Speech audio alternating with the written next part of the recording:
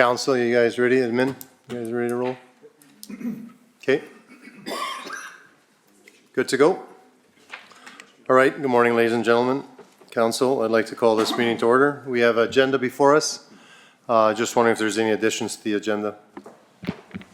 TO. Administration does have one addition under 12.2, advice from officials.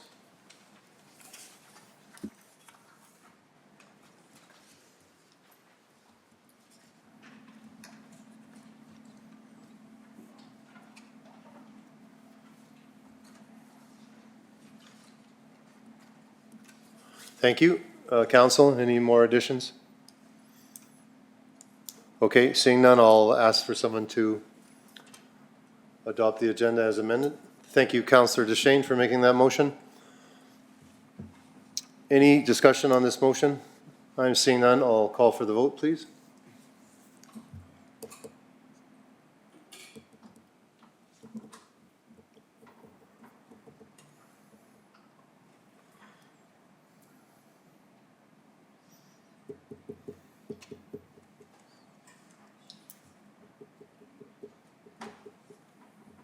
Me? Didn't come up. I'm in favor. Oh, there. No, that's the old result, I think. No, that's the right one. It's Showing on mine anyway, 2.0. top left. It's carried 4-3? No. No. Oh, Wrong one came up. might have to log out, log in. Okay, we'll just continue here.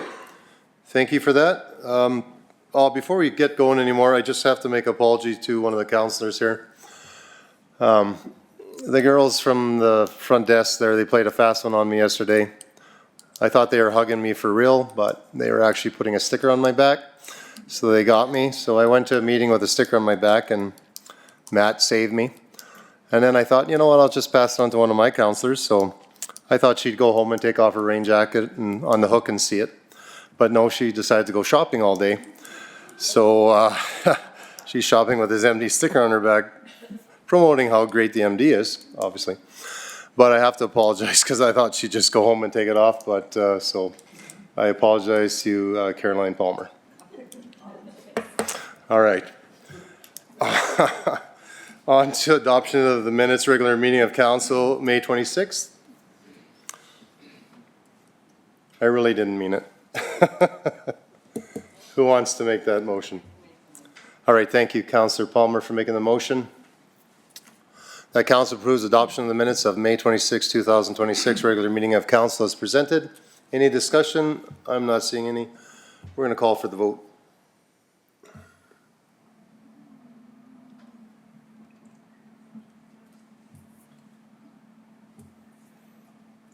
That's carried. Thank you.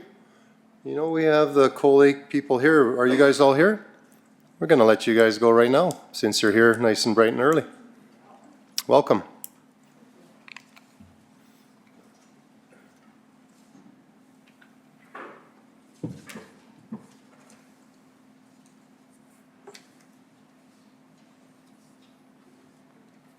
Thank you very much for having us. You're welcome. We have 2 mics now, so you guys don't have to share. No?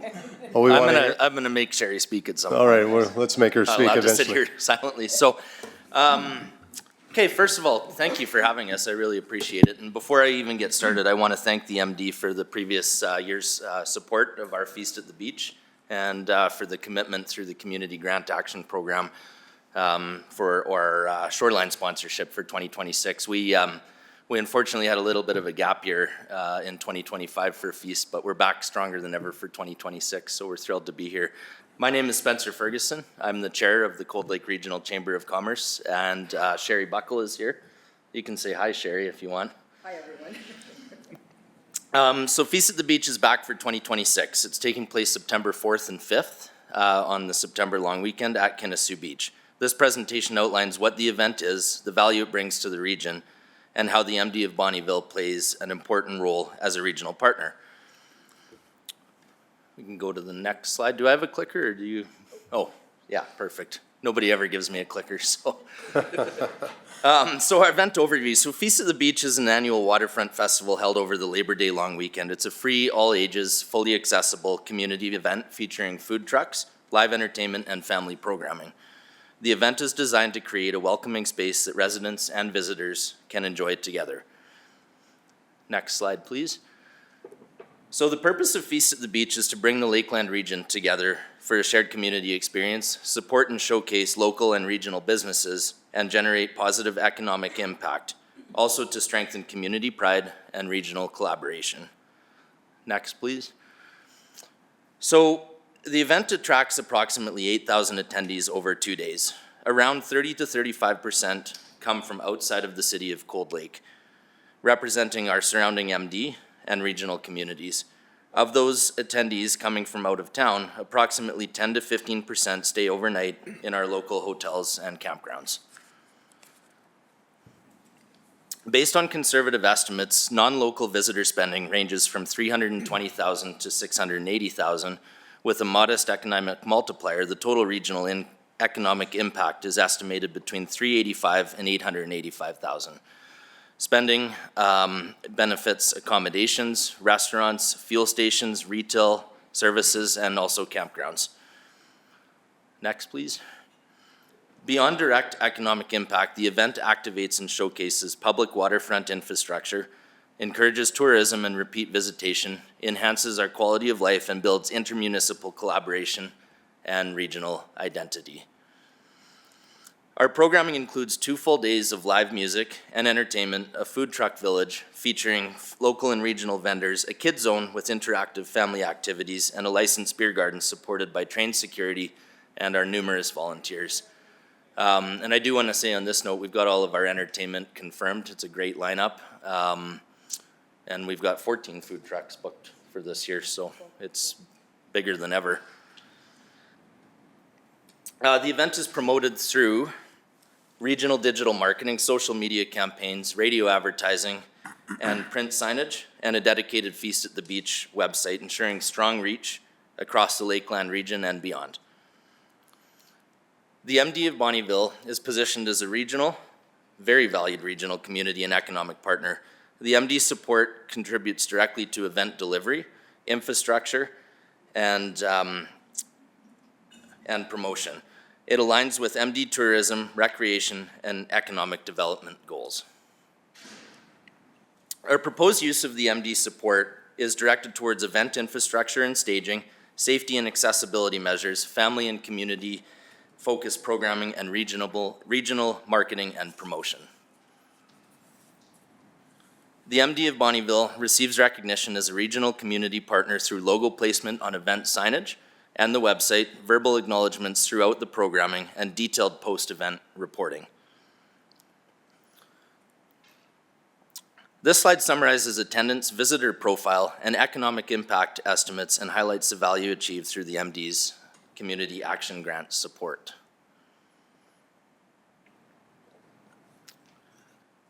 So thank you for considering our continued partnership for support at Feast at the Beach. It's only made possible through strong regional collaboration, and we welcome any questions. Before we get to questions, of course, the big one is, what are we asking for? Number one, I'm incredibly grateful for the support of $5,000 for the existing sponsorship. Our ask today is that the MD commit to our sunset sponsorship for a total amount of $15,000, which is an additional 10. We have good reason to believe, we presented to the City of Cold Lake Grant Committee a few weeks ago. Anyways, we have good reason to believe they're taking it to the meeting tonight to recommend full support of the $25,000 tidal wave sponsorship. And we would absolutely love to have the MD on as our sunset sponsorship for a total of $15,000. We sent out the package. I think everyone has it. The sunset sponsorship is our stage sponsorship. So it comes with an exclusive stage naming rights to our sunset stage, our stage branding and signage, recognition in media and promotional materials, social media promotion, the logo on our event website, our MC stage mentions throughout the programming, and on-site signage, as well as, well, Feast at the Beach swag, of course, has to come with that. So we'd really love to have your help and your partnership. It's such a great event for our region, and we appreciate everything you've done for it in the past, and would love to have you on board again this year in an increased capacity. So thank you. Is there any questions? All right, thank you for the presentation. Yes, I'm sure there's Deputy Reeve. Yeah, good morning, thank you. Yeah, it was a great event, had a chance to enjoy it last couple times that you guys were there, so it was a lot of fun. So the ask is 15 in total, or, 15 in total. Yeah, we're very grateful for the 5 so committed not so the far. 5 and the 15 on top? Yeah, 15 in total, so an additional 10, which would bring it up to the sunset, to the stage sponsorship So you're not level. asking us for the tsunami sponsorship, but just the Well, if you want to give it to sunset? us, we'll take it. We're asking for commitment to the sunset sponsorship for clarity, so an additional 10. Okay, thank you very much. Thank you. I was talking to one of the counselors, Mr. Amalia here, and he wanted to sing. Is that a option? Anything goes in the beer garden. Okay, okay. Counselor Kaluk.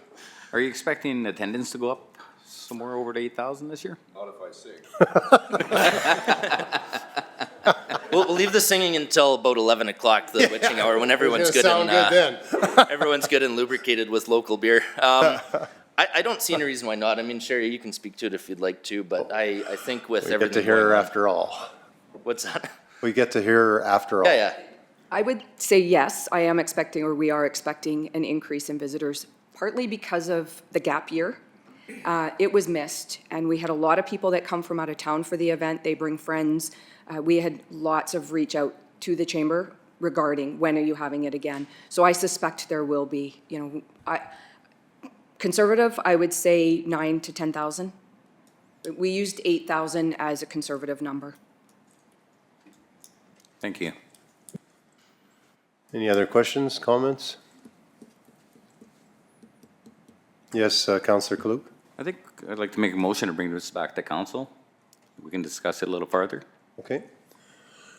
Well, thank you for this delegation today. I don't think there's no more, we went right to, we're going to discuss it here soon. Mr. Klug wanted to get, I think he wants to get home today quick. He doesn't have a sticker on his back, does he? No, I'm done with stickers on the back. Thank you again for your time. The Reeve's going to get hung one of these days, yeah. Thank you. All right, thanks again. There is a motion on the table. Let me get to there. Thank you, Councillor Klug, for making the motion that council accepts the presentation by the Cold Lake Chambers of Commerce regarding the Feast on the Beach event as information. Furthermore, directs administration to bring the request for sponsorship to a future meeting of council for consideration. Thank you for that. Any discussion, council? I'm seeing none. I'll call for the vote, please.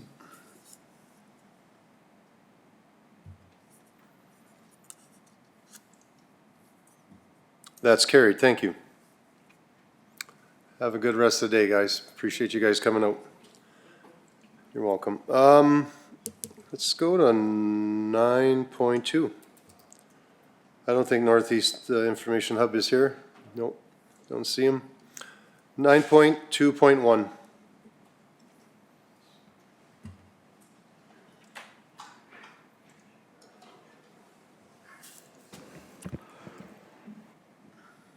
Good morning, Reeve Council. Morning. Today I have for you a request for decision, policy number C-4B.021 septic disposal fee rebate program policy. This would be a new policy. The background, Cold Lake Regional Utilities Service Commission increased the septic station rate for septic waste haulers from $70 per load to $100 per load in February 1st of last year. Council previously directed administration to pursue an agreement similar to the one we have in Bonnyville to maintain a reduced rate for MD residents. Cold Lake declined to amend the disposal fee rate and advised the MD should consider administering a municipal rebate program, noting the City of Cold Lake model as precedent. Administration subsequently identified a municipal rebate model as the workable approach and discussed a potential standardized rebate of $40 per load with receipt submission. Some discussion directs This methodology would direct the MD support to the taxpayer and landowner, not to the contractor who's hauling the sewage. Standardized rebate paid to the applicant based on receipts ensures MD funds are targeted to MD taxpayers rather than flowing through or being perceived as subsidizing private hauling companies. This directly supports transparency and accountability through itemized receipts. Keeps council in control of the program cost and scope, using a flat rate of $40 per load and an annual cap per taxpayer of $500, provides clear financial limits and allows council to adjust budget parameters during annual budget deliberations without relying on external rate decisions. And the Cold Lake has confirmed that the rebate must be municipal administered. They're not interested in doing the calculations for us, which rightfully so. They maintained its rate of $100 and advised the rebate model is administered by the municipality. Implementing an MD rebate program is therefore the practical option available to council if council intends to mitigate resident impacts. Cost and source of funding. Administration previously calculated that holding the resident impact to the equivalent of $40 per load reduction across approximately 1,100 loads per year would be $44,000 as an example, subject to caps and eligibility. Administration previously noted approximately $37,500 remaining in the 2025 operating budget line item that could potentially fund the program.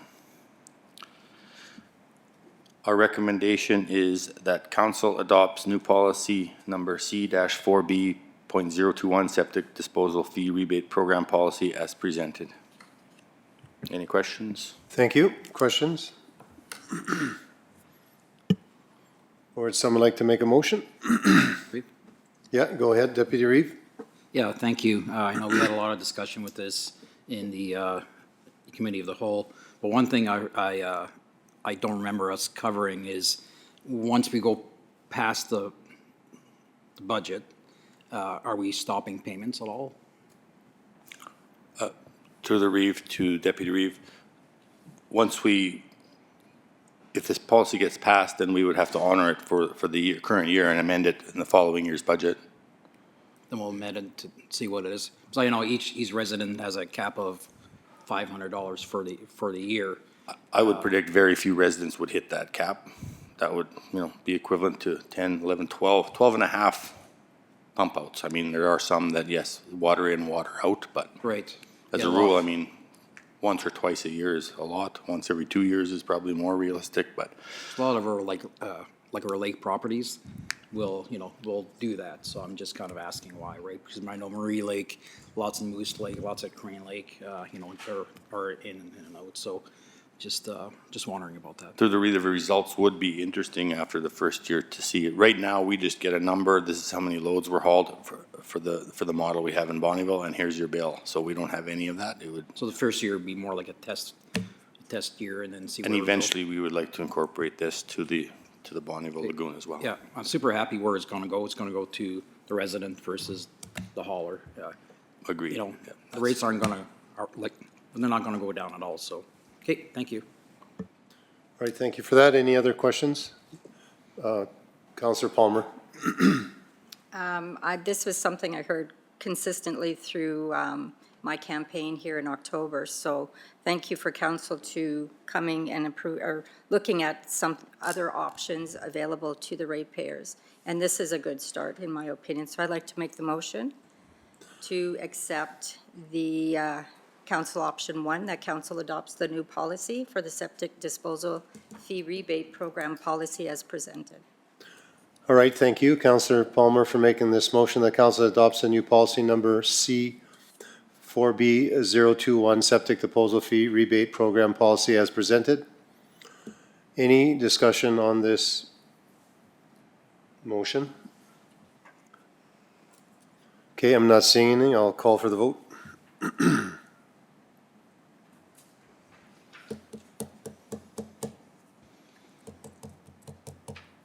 That's carried. Thank you. Thank you. Let's go to 9.2.2.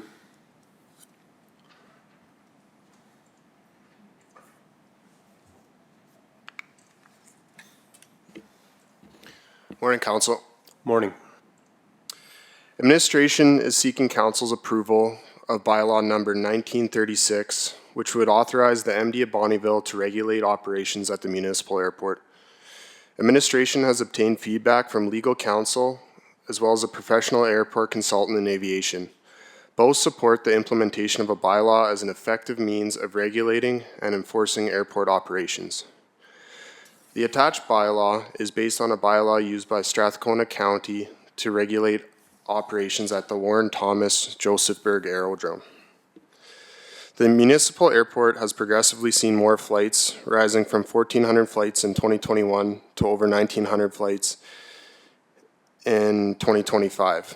This May, we recorded 159 flights, the highest number of May departures from the airport since the ownership began. Implementation of bylaw number 1936 will benefit the municipality by creating a formal regulatory framework for airport operations. This framework will improve operational consistency, clarify user responsibilities, enhance the municipality's ability to enforce compliance, reduce liability, and create a safe, professional, and attractive aerodrome for end users. Attached for council information is bylaw number 1936, the airport bylaw. Reference to strategic plan is build a viable and diversified regional economy, enhance safety in the community, and promote community development. The reference to provincial and federal legislation, Canadian Aviation Regulations, CAR 301.08. And administration's recommendation is that council, that bylaw number 1936, being a bylaw of the municipal district of Bonnyville, number 87, to regulate operations at the municipal airport, be given all three readings. Thank you. Looking for a motion? Oh, I'm sorry. Councillor Crick, then Councillor Palmer. Oh. Okay. I'll make a motion for first reading. I'm curious though why all three readings are recommended today. Through the Reeve, again, this just limits liability and we're just trying to regulate our airport as soon as possible. So in efforts to do that, we were asking for all three readings today. Okay. I'll make a motion for first reading. All right, thank you, Councillor Crick, for making this motion. The bylaw number 1936 being a bylaw of the municipal district of Bonnyville, number 87, to regulate operations at the municipal airport, to be given first reading. Any discussion on this motion? I'm seeing none. I'm going to call for the vote.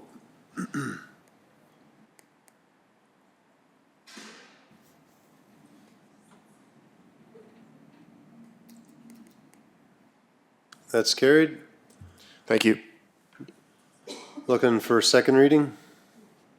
Thank you, Councillor Shane, for making the motion that bylaw number 1936 be given second reading. Any discussion, council? Not seeing any. I'll call for the vote.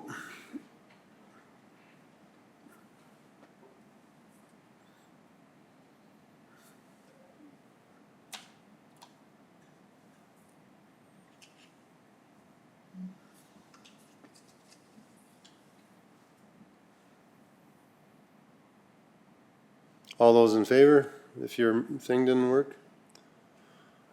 That's all carried, thank you. It's carried, thank you. And move the, who wants to do the next one? I see you this time, Caroline. I'll make the third reading. All right. Motion for the third reading, please. Move that, thank you, Councillor Palmer, for making the motion that council proceeds to third and final reading for bylaw number 1936. Councillor Crick. Yeah, it just, in the interest of transparency, I don't know if we really want to do, can we do third reading? I'd rather do third reading next week. I'm open to discussion, though. I'm not going to object unless be the only one to object, but if council thinks that it's okay to kind of wait 2 weeks, then that way it gives the public chance to see it and read it, and they can bring forward concerns rather than us just putting a bylaw through, I guess. I know we normally we normally do first, second reading or first reading, then there's a chance for the public to kind of go over it, right? Right, thank you. Councillor Amalia? Yeah, I'm kind of in the same mindset as Councillor Crick, that I'm generally hesitant to try and put it through all at once, especially if it hasn't had much availability. I mean, I've read through it, and just in my reading of it, I like the policy, I like the bylaw.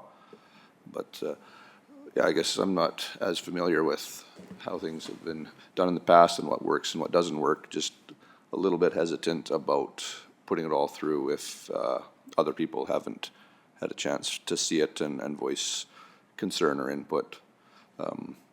Again, as I said, I don't have a problem with it as I read it. It's just, as Josh said, for transparency with the public. But that it wouldn't be, I'm assuming it would be 2 weeks from now at the next regular meeting, not next week. Yeah, he corrected himself. Okay. Deputy Reeve Fideev. Yeah, I get both sides. And in this case, I mean, this bylaw doesn't really affect the whole public, right? It affects the airport themselves. Like the user groups do have the bylaw, they understood it. So I think, it's a little different, but, yeah, I think the reason the administration is asking for it is just for a safety end, right? But I get both sides, and if this was a general public event, that this really impacted the public at large, I think it'd be a little different, right? But this is just for one user group. I agree. If it was the whole public, yeah, but if it was just the public in general, we would have just made the first reading today. We wouldn't have went to second or third. Go ahead. So if something does come up, we can always do an amendment and do first, second, third reading on an amendment too, if we need to, right? Yeah, okay. Okay, then I have no problem passing it today. You want to say anything? No? Administration is good with whatever council does choose, but they would like for it to go ahead today, so. Okay, thank you. Any other discussion on this? Councillor Palmer? Just wanted to add that we did have quite a bit of conversation with administration as to the reason why we're proposing this bylaw, and I'm absolutely in support of this bylaw. Sooner the better. We're trying to present ourselves with a professional airport to attract business, and this is the right step forward in doing so. Thank you for that. Any other discussion? Okay, I'm seeing none now. I'm going to call for the vote, please.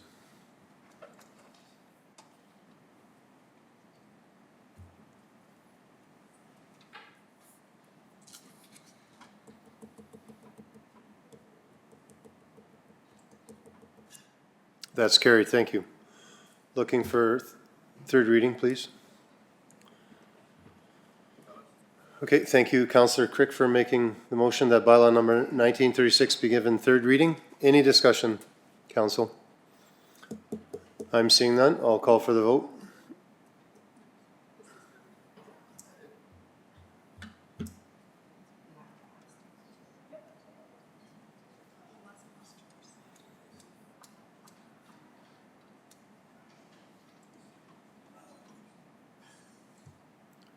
It says carried, is that correct?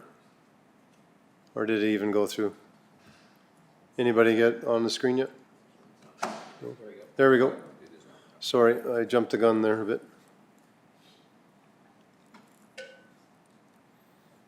It's Mr. Bespalko walked in and he's so amazing that I got nervous.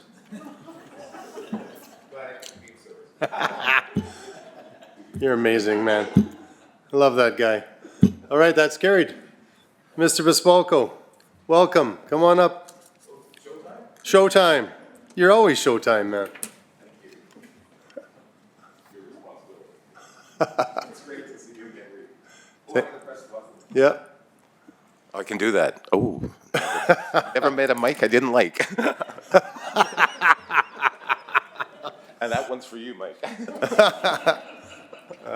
It's great to see you. Yeah.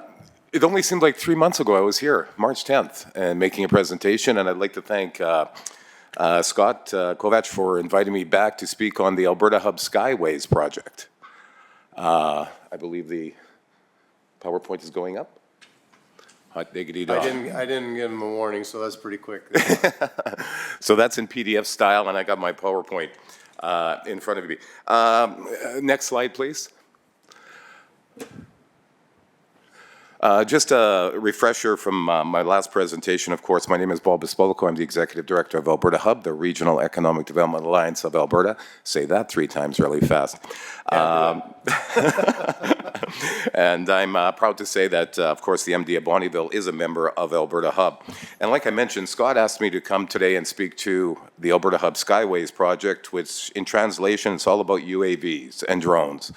And of course, that ties into the aerospace and defense project that's happening just down the road at CFB 4 Wing, as well as throughout Alberta and Canada. I truly believe that this project really defines regional collaborations, because if you want to fly a drone, you need to connect from point A to point B. So it's very critical that communities understand this sector, what the opportunities are, what the barriers are, and what's the concerns that are expressed by the public and by councils across our region. Next slide, please. I also want to congratulate, I had a chance to review that the council just accepted your investment, I believe the term is Investment Attraction Action Plan, with growth sectors, and of course, aerospace and defense and UAVs are one of them. Oil and gas is a no-brainer. Of course, we're very familiar with the oil and gas companies using drones presently to inspect their batteries, and batteries meaning their facilities. And of course, keep in mind, there's the drone technology and advancement, and then there's the technology that goes on the drone specific to that sector. Imaging, of course, it's used in agriculture. Services monitoring, Apex right now is using drones to monitor their pipelines. And of course, ATCO Electric is using drones to monitor their grids. Please keep in mind, the regulations are moving slowly, but at the same time, quickly, meaning companies that apply to use drones, work with NAV Canada and Transport Canada, and they're issued licenses, and they prove out what they're trying to do. Emergency services, as you know, just down the road at St. Paul County, and just recently here, not too in the MD of Bonnyville, drones have been used for RCMP services, search and rescue. So the sector is really advancing really quickly. Next slide, please. Why the Alberta Hub region for drones? Right now, as far as I understand it, majority, if not all of our communities are UAV friendly. However, there are stipulations in understanding how we move, drones across our region. Ease of access, companies are surprised that they can walk out their back door in some of our communities and fly a drone and test it. Of course, we offer lower operating costs, excellent supply of skilled labor, and of course our colleges, Portage, Lakeland College, and even the University of Blue Quills. And of course the proximity to potential clients, meaning oil and gas companies. As council is probably aware, Imperial Oil currently uses drones. They have their own drone fleet, and they have their own drone pilots. And they are looking to move a lot more freight via drones. So that's the purpose of the Alberta Hub Skyways project. We are focusing on drone delivery. Next slide, please. Why the Alberta Hub region for research and development? I never thought in all the time I've been alive that I would promote that we offer minus 40-degree weather into testing drones. I don't know if I mentioned it last year, a company out of California, or 2 years ago, came up at Village of Chipman, and they were testing their drone in February, minus 16, flurries, and they launched the drone, and the flurries landed on the drone, the propellers, a little bit warm, melted the snow, then it froze, and the drone dropped. So they went back to fix that situation, because again, drones are being looked at for the Arctic sovereignty that is coming in place. So we're enticing these companies to look at our communities for investment for drone manufacturing and that. And of course, we also have, excuse me, Scott, can I bother you for some water? Also, we have the terrain for testing drones. One of the major reasons Maple Flag and jet pilots come here to train from across the world is because of our rolling hills, river valleys, and we offer excellent opportunities. So we have the boreal forest, we have the parkland, and of course the prairie. Thank you. Next slide, please. The Alberta Hub Skyways project, laying the foundation for a drone-friendly ecosystem in northeastern Alberta. Of course, there's beyond visual line of sight. Right now, companies cannot fly their drone further than they can see it. So they have to chase the drone. Eventually, in time, proving out, and there have been companies that have proven that they can fly this drone after quite an extensive length of time, and it's done very safely. Next slide, please. BVLOS, which stands for Beyond Visual Line of Sight Operations, safe and efficient manner. And of course, safety and efficiency is very important, not only for our residents, because nobody wants drones flying over their homes. And of course, drones can only fly up to 400 feet, as opposed to a Cessna that launches out of the Bonnyville Airport. You can hear the plane, but it's further up. Drones are a lot closer to the ground. And as I mentioned earlier, demonstrating the new how to use BVLOS and UAV to support and increase capabilities, and dual use. Dual use meaning in the private sector, and then there's the public sector, mainly defense, is looking at these applications. Where was I going with this? I mentioned that oil and gas are currently using drones in their operations to remove the dirty, dangerous, dull work for human beings. And talk is, it won't be long before helicopters disappear, and it'll be an autonomous vehicle, because helicopters do some dangerous work and they want to take the human out for safety reason. Next slide, please. We did complete phase 1 of the project. We got funding from the SCOP grant, which was issued by Ag and Irrigation. Alberta Hub contributed $10,000, and we sourced $90,000 from SCOP to basically put together, to understand the environment of how drones are being utilized, of course, regulatory and economic viability of drones and corridors for various industries in the Alberta Hub region. And of course, we've produced an impact report. I believe, Scott, you have a copy of it. If not, that's on me. I'll have to get it to you, with go-forward recommendations. And of course, the MD of Bonnyville and their airport, you're looking at expanding, and vertiport design and areas like that for these drones to take off. It's important to know you don't need an airport for drones, because companies, say like UFA or Co-op, you have a big enough lot that, done correctly, those drones can land right on site. Because when I picture Rosenau Transport, or formerly B&R Eccles, the companies want to ship freight, so they reach out to a freight company. The depot's in Edmonton, then the trucks leave, land in Bonnyville, the freight is dumped off and carried on further. The drone delivery is a little bit interesting, because there are manufacturers of drones, there's the companies that fly the drones, and then we have the RTM system, remote traffic management, where drones are flying with a detect and avoid system that if they see a bogey, that the drone does its protocol, drops until that bogey leaves. Last September, we flew a flight, that's good English. We flew from Andrew to St. Paul in September, a late fall day, and it was an evening test. We launched in the evening and arrived in St. Paul in the dark. And of course, at that time of year, there were geese, in that below 400 feet. So I thought it'd be interesting. The drone launched from Andrew, and about 15 minutes into the flight, it detected a bogey. And I guess it was an airplane, a smaller airplane about a kilometer out. The drone dropped 300 feet, circled, and when that bogey disappeared, it went back up to 400 feet and it continued its flight. That type of information is critical for Transport Canada and NAV Canada to understand, to prove that we can do this safely. Next slide, please. Now, to identify opportunities, this project that we did, again, I mentioned vertiport design, routes for point-to-point drone deliveries. This is where industry and companies have to be involved. Because Alberta Hub, hooking up, delivery points in Bonnyville, but if it's not viable, it doesn't make sense. So again, we're talking to companies like Imperial Oil, Cenovus. We're also looking at farm machinery dealerships, hot shotting, areas like that, that saves companies time and money. And getting back to Imperial Oil, Nathan explained to us that they get about a shipment a day of freight out of Edmonton to their location here. So 5 days a week, a semi is coming in with freight. They want to get down to 3 and start shipping freight by drone from an environmental end of it as well, because drones do serve in the environmental well. But again, power sources and everything like that is still being worked on.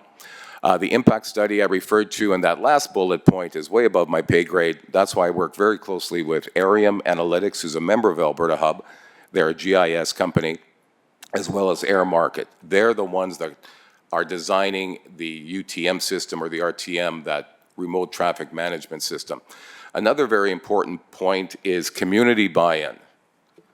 Communities, individuals are concerned about these drones. Are they taking pictures overhead and areas like that? So protocol, safety, regulations have to be ensured. So, you know, I guess it's a lot like I mentioned that Cessna flying off when I'm sitting in my house in El Point, or I'm sitting outside and a Cessna flies over at about 20,000 feet. I can hear it, but I know it's moving on. And I hope people understand that these drones that are flying over us on a continued path are doing exactly that, as opposed to a drone just hovering over your community or your neighborhood. So we have to ensure that the public is fully aware of how this is being controlled and being maintained, and the viability of it. Next slide, please. Again, things that we want to avoid: houses, towns, towers. You know, these layers are given a high cost.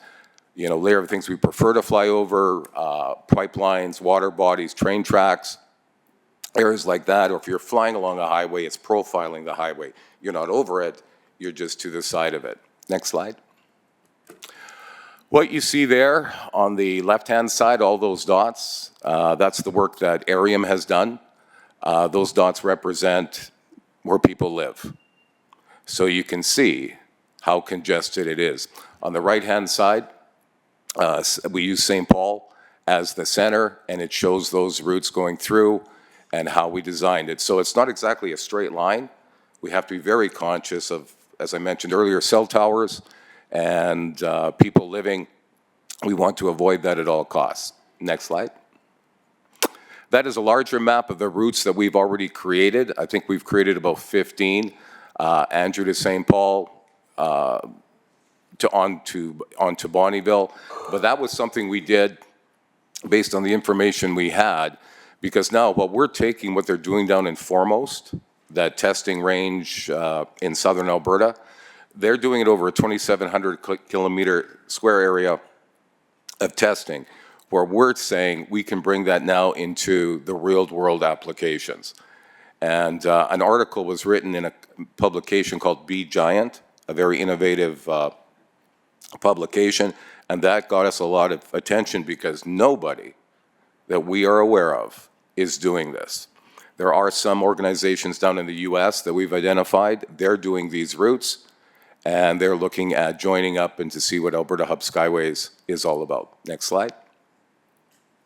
Stage 2 of this project is basically going deeper and wider. As you know, Alberta Hub is one of 3 regional alliances that are working together on the eastern side of Alberta. Alberta Hub, north of Highway 16, Braid, south of 16, and then Palliser all the way to the Montana border. And of course, that's where the Foremost range is located, and we're looking to establish routes from Foremost that companies can fly their drone up the eastern side with stops along the way, eventually to the MD of Bonnyville, to Cold Lake, and as I mentioned earlier, the Arctic sovereignty, that they're looking for an economic corridor all the way to the north. So basically the same scope as one, but now we really want to involve business and industry to establish these desired routes. Next slide. There's some of the companies involved. Suncor is involved with the Skyways team. I mentioned Air Market. They also have an alliance called iHeart. Imperial Oil and numerous other companies are looking for that. As we move forward, we are looking at funding. On behalf of Alberta Hub, St. Paul County applied for an ACP grant, but we were denied, and this grant would have taken us to the next step. I'm very happy to hear that MLA Scott Sear has been appointed, I think it's the new term is Strategic Developments and Economic Corridors. He has taken over what MLA Shane Getson was doing. So to have somebody with that power in our backyard will definitely enhance the ability for this economic corridor, because the government has been looking at asphalt highways as economic corridors. Now we're asking them to look at that corridor 400 feet in the air and get that traffic, as many trucks off the road. So I do have a meeting with MLA Scott Sear coming up, I believe, next week. We have reached out to Prairie Scan. They are focused on aerospace and defense more than the UAV sector, but UAVs tie into aerospace. We had a meeting yesterday with Jobs, Economy and Trade, the new director of aerospace. They are looking at this project, and they even mentioned a non-program funding, meaning the government of Alberta just funded Foremost for $200,000. It was a one-off per se. So we're going to be asking the government to do the same things for the Skyway project, because this does focus on jobs, investment, the skill set for our kids. To this day, if I was a kid playing video games, you got a perfect skill set to now fly that drone, and the demand for pilots are very important right now. I do also want to mention there is no certified drone or cargo drone in Canada as we speak. So there's two companies. Dan from Arium went to Latvia. There's a company called Fixar, and they hope to have their smaller cargo drone in Canada, and we plan to do an actual flight with cargo using that drone, but it all depends on the regulation if they get it in. There's another company out of the US, funny thing, they are also called Skyways, and they're looking to bring in their drone into Canada as well, but that's a 2-year process. Getting back to what I said about a trucking company, the type of drones that they're looking to manufacture, it could be all sizes. So we want to be first out of the gate on this, and I think we're innovating and basically giving and diversifying what we need in those traditional industries. Next slide, please. Again, just a few pictures of, the hoarfrost we get, the Great River Valley, and that drone you see was the drone that we flew from Andrew to St. Paul, and that. The other thing I just want to mention to the council, technology is changing dramatically right now. How do those drones get powered? Right now, some of these drones can only fly for X amount of time, maybe an hour. They have to land, swap out the batteries. So there's a lot of technology advancing the power of these drones. And as weird as it gets, there's a company and a university out of Belfast, Ireland, that are looking at satellites gathering solar power and beaming it while that drone is in flight. They're powering the drone. So that's just an example of how fast technology is changing in this sector. Last slide. I believe that wraps it up, Reeve. Thank you very much. You did that all with 2 sips of water, so pretty good. Got that right. Questions, council? Councillor Kaluk and then Councillor Deschênes. Just wondering, the group at the Edmonton International Airport, are they involved in this, doing the testing with the medical supplies and that? Thank you for that question, because I did fail to mention Alberta Hub can't do this on its own, and collaborating with other organizations. The Edmonton Defense Alliance, which is, I believe, Sturgeon County, the U of A, they're more focused on the academia, and they want to get to Cold Lake. Well, the only way you're going to get to Cold Lake is through the Alberta Hub region. So we are looking to reach out. I haven't done it yet, but again, the research they do in Edmonton, you can now move into applied research of commercialization utilizing the Alberta Hub region. I did have a meeting also Villeneuve Airport, Okay, yeah. because this ties into the Edmonton International Airport that is positioning themselves as that cargo gateway, whether it's straight to the north to Yellowknife or to Cold Lake and then further up. So it's bringing all of those entities together and understanding who's doing what, let's not duplicate.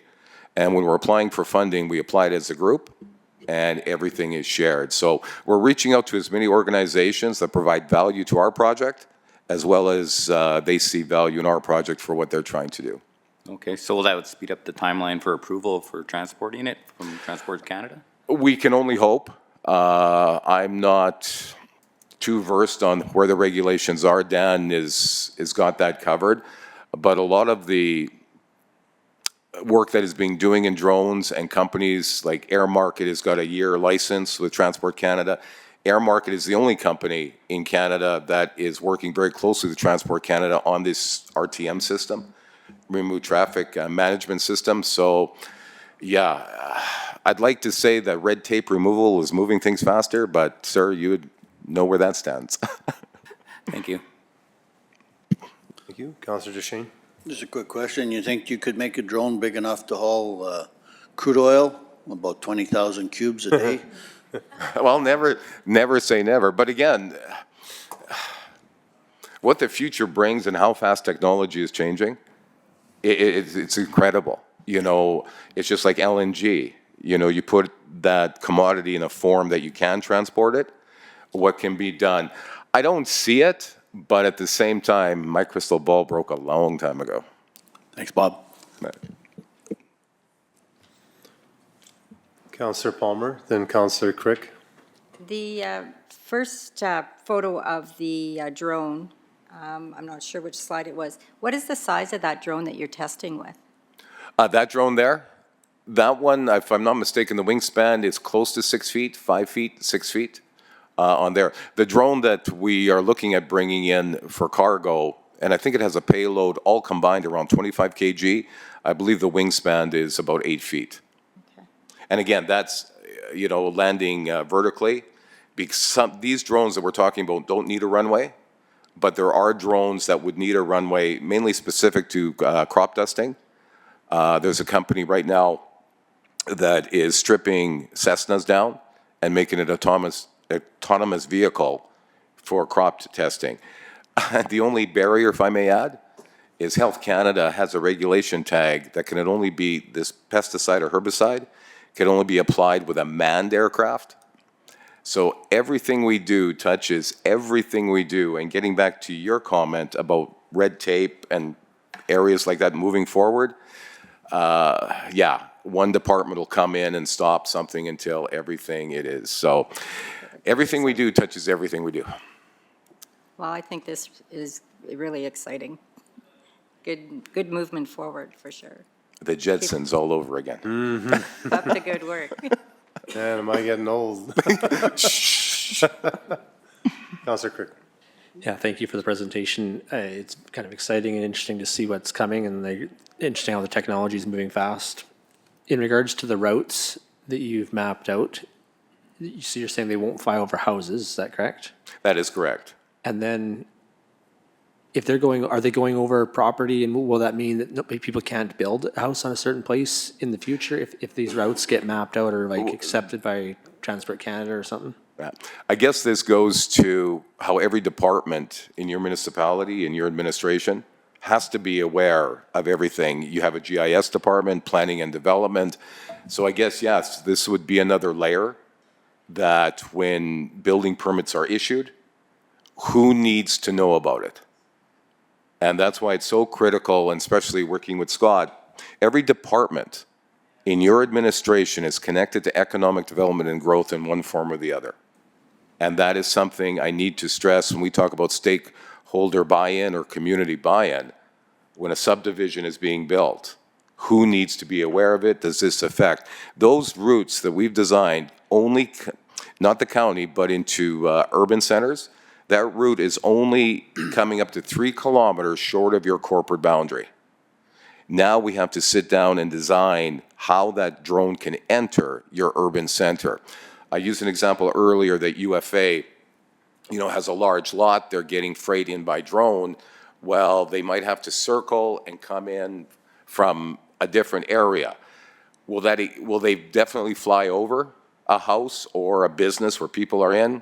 I would have to say yes. But how is this done safely and everybody's aware of it? So That's the next step that we want. But again, it'll be driven by business and industry needs. Or, from an airport perspective, all freight is placed here. So again, industry, and I know council in the future will be talking more and more with businesses as drones are incorporated. But that's a great question, and that's something that's in the back of our mind. There's no house there now, but in 2 years there could be. And just same with cell phone towers. And I know, you know, some municipalities are your tracking, because I realize if a cell phone tower under 100 feet, the municipality doesn't have to be made aware of it. Over 100 feet, a municipality must be made aware of it. So it's all those regulations we have to ensure in place in the communication. Thank you. Deputy Reid Fadeev. Excuse me. Bob, thanks very much for all the hard work you do. You know, we know that Alberta government are going to stop funding the RITAs next year. I'm glad that they're looking at another way of helping us and our corridors.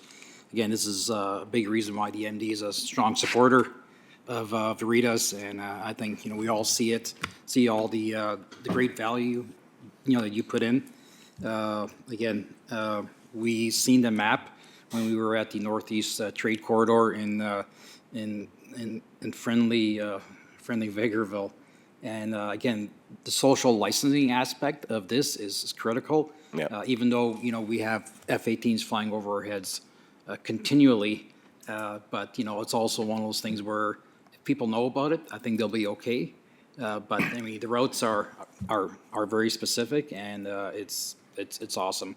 One of the first questions they asked is, does anybody want a drone flying over top of their house? And the question was no, right? Mm-hmm. So I was pretty happy to see the map. And so how big or how wide is the, I guess, like the buffer zone from a home?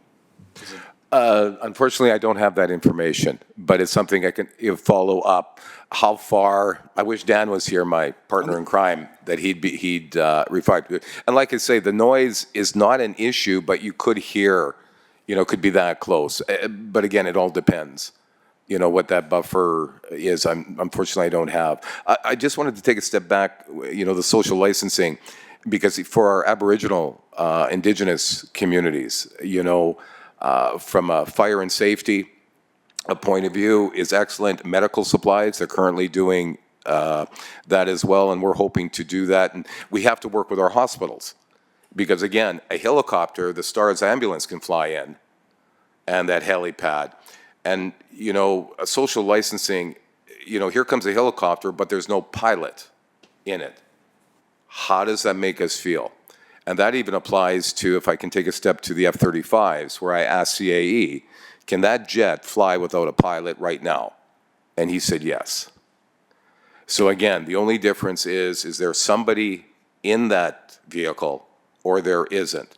But again, do people need to understand this is the purpose and the use of this drone. So if you hear it fly by and it keeps going, if that drone starts to hover or over your place, okay, here's the number to call. Is it a 911? I don't know.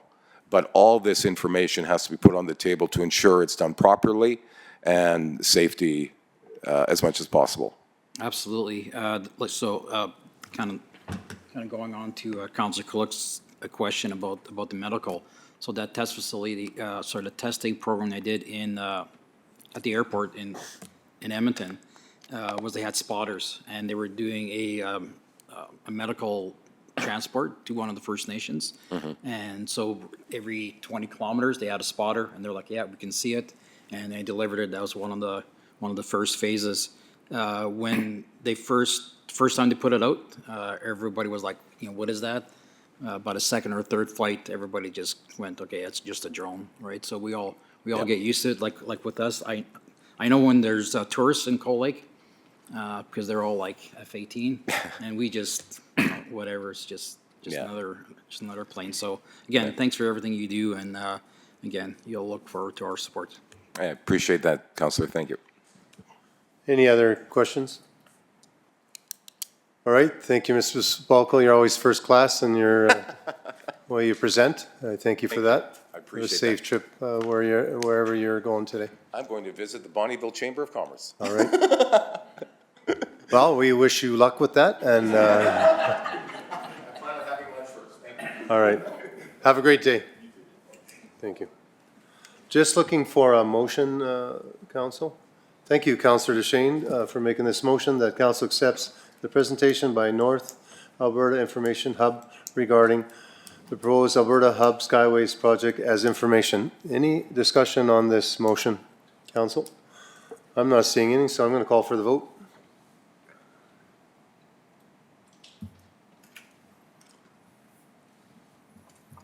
Pretty sure that's going to be carried. We're going to take a 5-minute break here. Thank you. Carried. Thank you. Yeah, the province used to give them about $150,000 a year.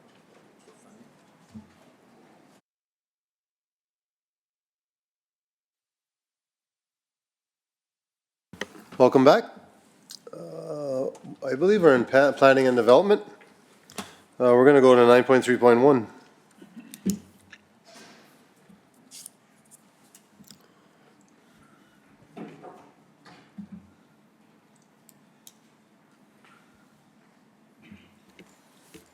Good morning. Morning, ladies. For item 9.3.1, administration is requesting a decision for second and third reading of bylaw number 1904, authorizing the MD to close and dispose of by direct sale at fair market value a portion of public roadway as described in Appendix A and in accordance with the disposal of roadways policy. The applicant is requesting to close, purchase, and consolidate approximately 367.8 square meters of Lakeview Drive into their adjacent property, as they are the sole users of this section of roadway. The closure will not impact access to neighboring properties or utility corridors. Bylaw number 1904 received first reading on November 25th, 2025. Notifications were sent to adjacent landowners and Alberta Environment and Parks due to the proximity to a water body, and no concerns were received. A public hearing was held on January 27th with no attendance or objections, and approval from Alberta Transportation and Economic Corridors was obtained on May 21st. If the bylaw proceeds to second and third readings, the applicant will purchase the land at fair market value as determined by the MD Assessment Department and will be responsible for all survey and land title registration costs related to the consolidation. Administration is recommending that bylaw number 1904 be given second reading and, if carried, be given third reading. Thank you. Council? Councillor Palmer? Through the Reeve, I just have a quick question. So once this consolidation is complete, if approved, this goes automatically to an agricultural zoning, correct? Through the Reeve, it will be the zoning of the parcel that it is consolidated into, which I believe is country residential. That's not the balance of the quarter? No, sorry. It is to the parcel outlined in green. Oh, perfect. Okay, gotcha. I make the motion to go to second reading. All right, thank you, Councillor Palmer, for making this motion. That bylaw number 1904 being a bylaw of the Municipal District of Bonnyville, number 87, for the purpose of closing for a public travel and disposal of portions of a public roadway be given second reading. Any discussion? I see Councillor Amalia. Yeah, I'm in favor, and she beat me to making the motion, so I'm going to let it stand at that. I was just going to point out Great save, by the way. on the RFD under discussions on benefits, disadvantages, and options.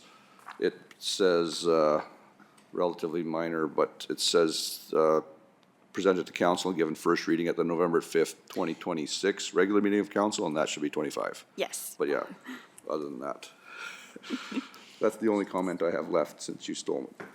Well, that's pretty amazing that you picked that up. Any other discussion on this motion? I'm seeing none. I'll call for the vote.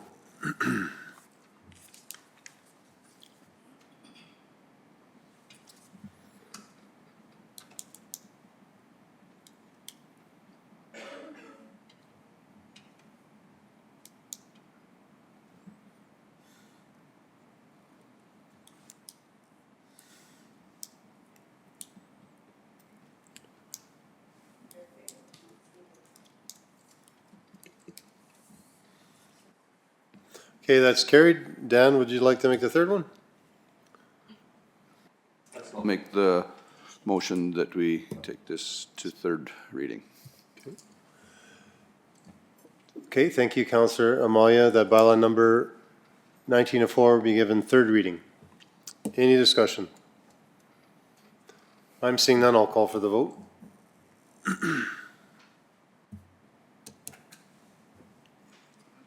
Your computer having problems? I'm in favor. I will log out and go back. Okay. That's carried, thank you. On to 9.3.2. Administration is requesting a decision for first reading for bylaw number 1934, authorizing the MD to close and dispose of by direct sale at fair market value a portion of public roadway as described in Appendix A and in accordance with the disposal of roadways policy. The applicant has held a roadway licensing agreement since 2008 for cattle grazing between adjacent quarter sections and is now requesting to close, purchase, and consolidate approximately 4.41 acres of undeveloped road allowance into their property.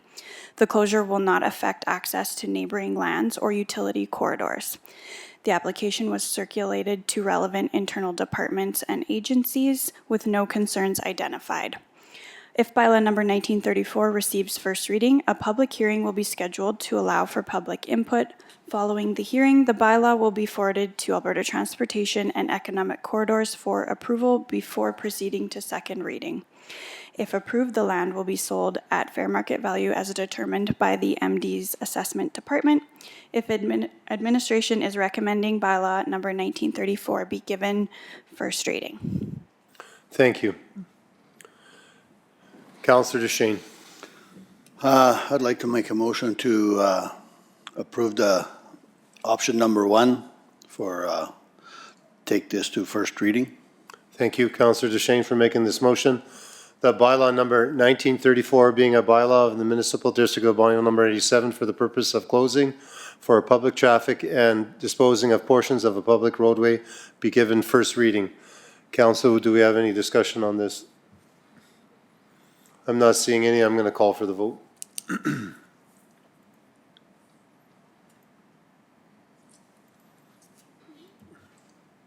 Caroline, are you in favor? It's working? All right. Awesome. That's carried. Thank you. On to 9.3.3. Administration received an application and is requesting a decision for first reading for bylaw number LU 583 to amend the land use bylaw to rezone approximately 3 acres in Plan 142-0179, Block 1, Lot 10, from Country Residential District CR2 to Country Residential District CR1 to satisfy a condition of a previously approved subdivision file 2026-S-005. The application was circulated to internal departments with no concerns received. If first reading is granted, a public hearing will be scheduled and advertised in accordance with the Municipal Government Act. Administration is recommending bylaw number LU 583 be given first reading. Thank you. Council, looking for a motion.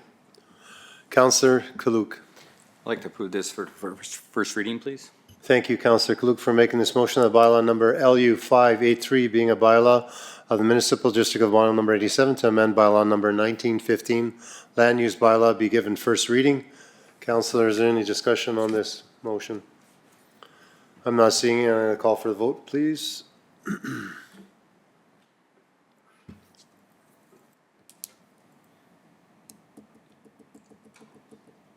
That's carried. Thank you, ladies. Was the one lady there for moral support, or? Good job, girls. 9.4.1.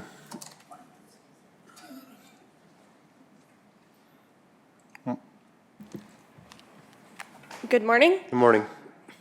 Administration has prepared an amending master rates bylaw to update Schedule A, master rates and fees schedule for council's approval. The proposed amendments to the master rates bylaw are outlined in Appendix B and are required to be adopted through amending bylaw.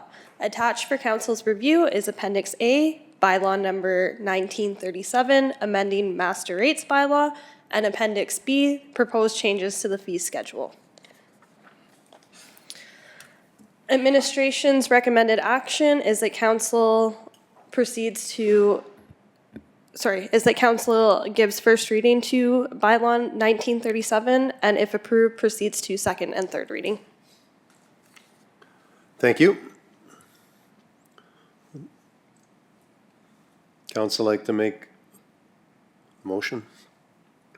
Councillor Palmer. Sorry, I just have a question. Yeah? On the Schedule A Master Rates and Fee Schedule, page 9, it's regarding the FORP requests. It's taking out everything, so we're going to be referring to only in accordance with the access of the Act itself, regulation, and then all the rest of it comes out, other than the black? Through the chair to So there's no Councillor fees, I Palmer. guess? Yes, that is correct. It's just this way, it still helps residents understand where to look for those fees. But this way, if they change, we're not in conflict with those. Perfect. Okay, thank you. Councillor DeShane. Going through the permit costs and the amount of permits and licenses and fees and rates we have here, I think they're pretty significant rates, and some of the charges are not needed, and I don't think that they are conducive to building, helping build our community here. There's lots of things we don't need to pay for a permit, just register a permit so that we're aware of everything that's in place, but or a smaller fee for some of these things, just so that it's part of the permit process. But I don't think it's necessary to charge the amount and for every little permit and thing we do here. So I'm not in agreement with this plans as it's written. Thank you. Deputy Reeve. Yeah, just, I mean, this has gone around in discussion, but wouldn't been nice to know which ones you're not agreeing with. Is it like the planning development part of it, or? Councillor DeShane. Yeah, thank you, Terry. There's quite a few little items here for building a house permit. Any residential building, construction, things like that. I don't believe we have to charge that much for all those little permits and stuff. I think there should be just a common permit fee, and it doesn't have to be so extravagant. I don't think it's helping us get development going in the area, and I would be looking to lower some of the fees. I'd have to go through, there's so many things here we have fees for. I'd have to go through it over and over to come up with something, but it seems excessive to me when our staff are getting paid, and we already, and the amount we're collecting is not going to save the MD in the end, and therefore I don't think we need to charge as much for every little item that we do there. So. Yeah, I think those fees aren't like being collected for us, but also for the inspector that actually goes out to site. So we have, that's outsourced, and that's through the province, not through the MD. We're not just, this is not a cash grab for us at all. This is a service that's provided by us through the province, right? So, and the inspectors that don't work for the MD, they're not free either, right? So I think, like relative to whatever, I think if you're like, if you're talking about burden for the people, this is far from it. It's the inflation, it's the fuel costs, and just the basic price of materials going up. I mean, you get a garage package now that's 20 by 20, and you're looking at starting at $18,000. That's where I'm concerned. I'm happy to pay $125 to get an inspector that's not working for the MD to come out here and to look at it. So that's just my 2 bits, but thank you. Okay, thank you for that. I thought we had our own inspectors, and we're paying provincial inspectors. They're not paid by the province? Oh. So Councillor Palmer? basically, it's set up to be 100% cost recovery. So it is not inspectors that are paid by the province, it's inspectors that are paid by the permit fee and for the amount of inspections that they're required to do as according to the Alberta Building Code. And it's 100%, and I think it still is, 100% recovery.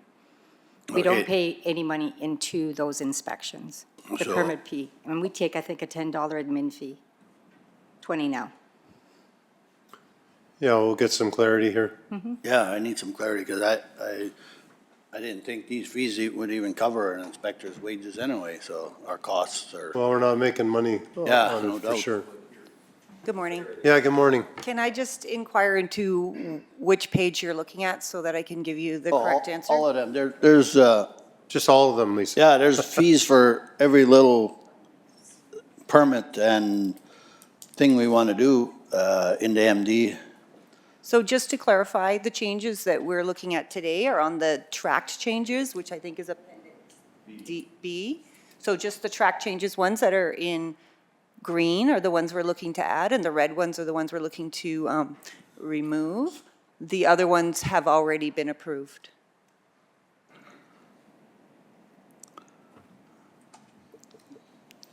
Yeah, Yes. these aren't a bunch of new ones, or, Correct. So Appendix B shows the red that we're looking to take out and the green that we're looking to add. All those other ones have already been approved they've previously. been in place Are for a while. currently within the fee bylaw. Yeah. Okay, thank you. All right, thank you. Councillor Amalia. Oh, essentially, I was going to say what Councillor Palmer already said, yeah. Yeah, like, we have the development permit, and that's our fee, but the building inspection permit, the building permit, the electrical permit, the plumbing, all of those are to do with outside inspectors. So, yeah, basically just what she said, so. You keep getting Correct. ahead of me We, on for this. those I'm gonna permit fees- let Councillor Amalia speak first, and then Councillor Palmer can say, well, that's what I thought too, yeah. Correct. For those other permit fees, we do get $20 per permit that actually comes to the municipality. Okay. That straightens it out. Thank you. Everyone good with that? Yeah? No? Yeah, one more question?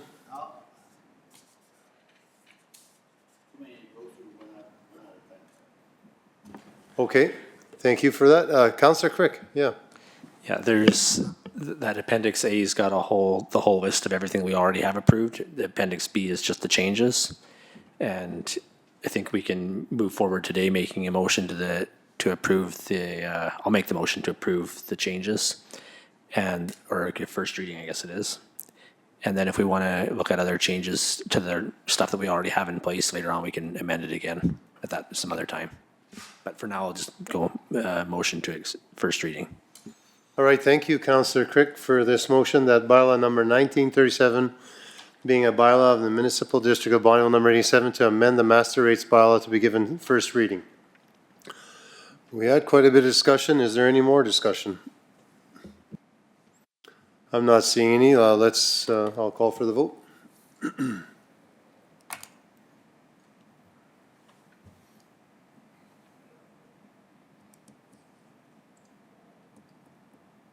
That's carried. Thank you. Would someone like to go to second reading? Councillor Palmer, yes? Thank you, Councillor Palmer, for making the motion that bylaw number 1937 be given second reading. Any discussion? I'm seeing none. I'll call for the vote.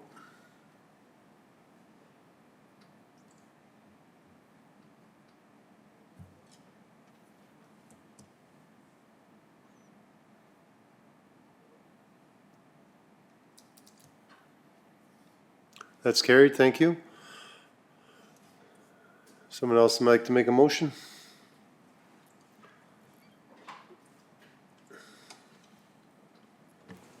Yes? In regards to best practices, can we save one reading for the bylaw till next time? Yep. Okay. We still have to make a motion of some kind and defeat it? No, we're just good with that? Everyone good with that? I think that's smart. Thank you. All right, thank you, ladies. Mr. Reeve, Yes. would council like to, maybe in a committee of the whole meeting, go through planning Well, development? that's what they're made for, so let's do it then, yeah. Okay, so maybe in the fall. I believe our next committee of the whole meeting is September, would it be?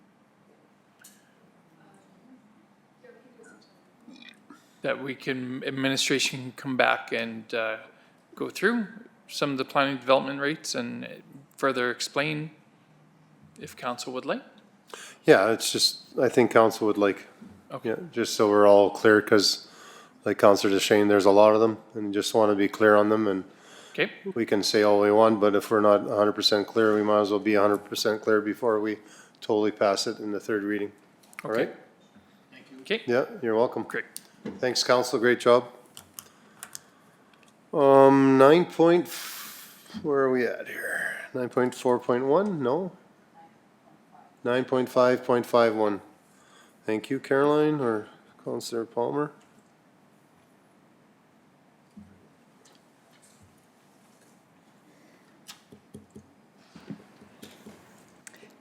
Today we have bylaw number 1935, subdivision and development appeal board bylaw. Administration has prepared this new bylaw to establish the subdivision and development appeal board for the municipal district of Bonnyville. Council gave bylaw number 1935 first reading on May 26, 2026. Today we're just looking for second and third reading of the bylaw. I will note that we did make one small change since receiving first reading under section 3.8, just updating some of the wording with respect to the term of appointment for members at large. Thank you. Just looking for a motion, council. Councillor Palmer. Sorry, Ed. Ed was first, actually. Okay, thank you, Councillor DeShane, for making this motion that bylaw number 1935 subdivision and development appeals board be a bylaw of the municipal district of Bonnyville number 87 to establish the subdivisions and development appeal board for the municipality to be given second reading. Any discussion? I'm not seeing it. I'll call for the vote.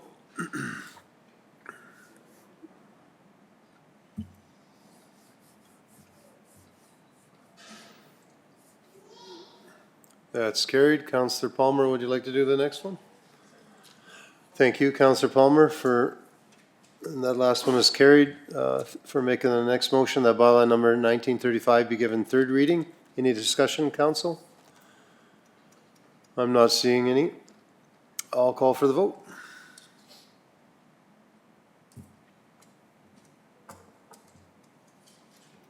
That's carried as well. Thank you.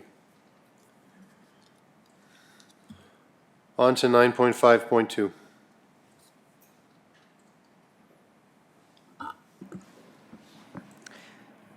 With the passing of the new subdivision development appeal board bylaw, we are now looking for council to appoint a clerk to the new SDAB. So the new board is responsible for hearing appeals arising from decisions of the subdivision authority and the development authority for the municipality, and pursuant to section 627.1 of the Municipal Government Act, council is required to appoint a clerk to perform the duties prescribed under that act on behalf of the municipality. In 2025, council appointed Charity Croker as the MD clerk for the Intermunicipal Subdivision Development and Development Appeal Board. And today, administration recommends appointing Charity Croker again as the clerk for the MD board. Charity has completed the mandatory training for this role.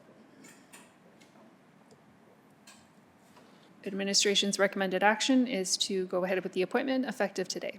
Thank you, Councillor Palmer. I'd like to make the motion that council appoints Charity Crocker as clerk of the Municipal Development and Subdivision and Development Appeal Board, effective June 9th, 26, please. Thank you, Councillor Palmer, for making this motion that council appoints Charity Croker. You said I couldn't resist.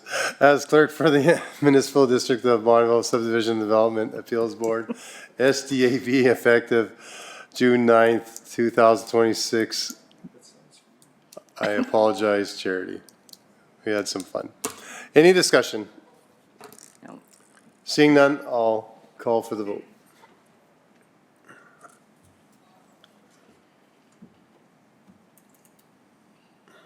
That's carried. Thank you.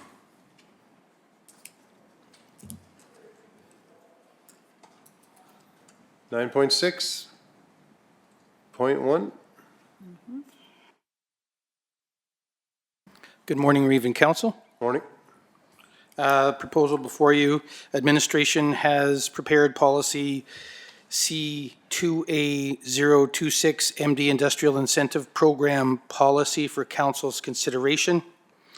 Discussion has been, the policy was reviewed by the administration in August 2025 and was reviewed by Council September 9th, 2025. During this review, Council accepted it for information, referred it back to administration for additional information regarding program guidelines and applicant eligibility, and to bring it back to a future committee of the whole meeting, May 19th, 2026. Administration presented further information to the committee of the whole, resulting in a direction from committee to further amend the policy and bring the policy back to a future meeting of council for consideration.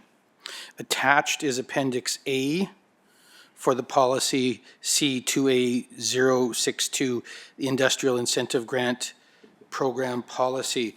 This is relates to the strategic plan goal number 1, to build a viable and diversified regional economy. The objective, to develop economic development strategy inclusive of business, industry attraction, retention, and expansion while maintaining our rural influences. From a communication strategy perspective, the new policy, if adopted by council, will be posted to the MD website. Administration is recommending that council adopts the policy, number C2A026, Industrial Incentive Grant Program Policy as presented. You have the following options in front of you, 1, 2, and 3. At this point in time, I'd like to mention that the Economic Development Department met with Councillor Palmer under the understanding that she was representing council and wanted to identify some possible changes. We made those specific changes there in front of you now. At this point in time, perhaps Councillor Palmer, you'd like to speak to that?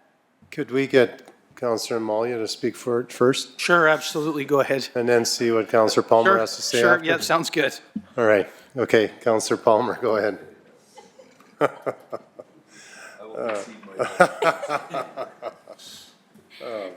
Thank you.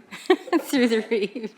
So I met with the department, and we really had some really constructive conversations to be sure that we were entering into this bylaw, policy with eyes open, because it is very imperative that we are friendly to economic development and that we're keeping the doors open. And this bylaw is definitely a great incentive for businesses coming into it to enhance their current businesses. And we all know it's hard times, and this gives us an ability to have economic development growth in the MD of Bonnyville. Thank you. I'd like to mention at this point in time as well that we had also engaged Calvin Bespelko to help us understand how this fit in with the assessment and further how it would fit into how we reacted to it from a budget perspective. And so I think that we've addressed those. Councillor Palmer, did you want to talk about specifically the two things that were the major changes so council can understand sort of what we were trying to solve? One of the changes that we wanted to address is that we had current assessment role property owners that were allowed to be a part of this policy, and to be sure that it wasn't open to activities that do not bring something to our assessment roll directly. And the other one was, it was so minor, remind me? Yeah, let me just double check here. Yeah, so we just wanted to be absolutely clear, besides what we were talking about, which Calvin will talk about on the tax roll, we wanted to just also make sure number 10 is quite clear. Administration reserves the right to accept, reject, or modify any application made under this and render decision, complete application approved or denied at their discretion. Any non-compliant applicants will be presented to council for a decision. So just making sure that you understand that there's we are in control of the process. We have the right to even stop the program at any time. And if you look at the last the bottom of the third page, it says that we would review the policy within 4 years. It's always at the will of council. If council wanted us to review that in 2 years after 1 full year of operation and budget impact, we would certainly accept that recommendation, of course. Okay, thank you. So bringing it back to council at the end is always a review by council. If there are any questions or things that we would maybe want or not want, that would be a second opportunity to have that come back before us. If I could also mention too, there was a question that didn't come through Councillor Palmer, but it was, I guess, something around if we had another utility-related or energy-related application, say hypothetically like nuclear energy, how would we approach that? And so I think that if Calvin would be kind enough, he can expound on two things, how we're treating the energy folks as far as where they're on the tax roll, and when and if we have the opportunity to deal with nuclear energy. Through the Reeve Dollar Council, good morning. Morning. I'll make this short. In assessment, the legislature gave all the municipalities the authority to generate taxes. Those tax levies are found on what we call the tax roll. The assessment portion of the tax roll comes from the assessment roll. Now, the reason why that's important is because in our municipality, we have 2 assessment rolls. We have an assessment roll prepared by myself and my team. That's the municipal assessment roll. And then we have the designated industrial properties that are created or established by the provincial assessor, of which our team has a contract with. But they're 2 independent roles. The reason why this preface is so important is because in this policy, under the purpose, the last sentence ends with, currently on the municipal assessment roll. That means properties that are on the assessment roll prepared by municipal assessors.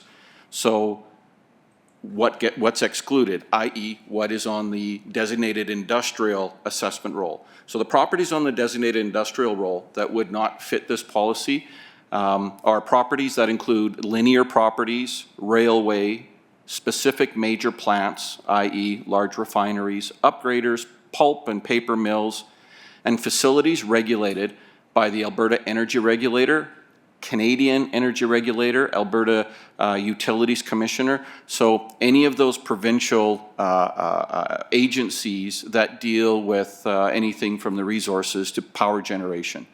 So when it comes to the, if we were to have a nuclear power facility there, that would qualify to be under the designated industrial assessment roll, which means it would not be subject to this policy.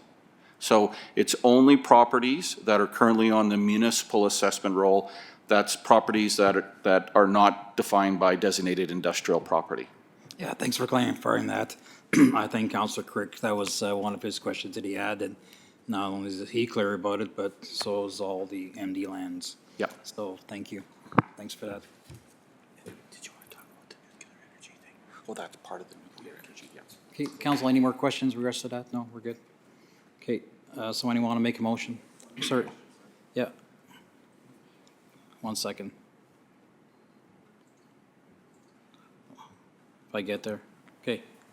Yeah, so if we're just, if you can bring clarity to when an application comes in under this new policy, will it be handled administratively, like approved, or would it come to council? So I'm just going to I have to actually double check on that because I'm actually, I haven't committed it completely to memory. Administration,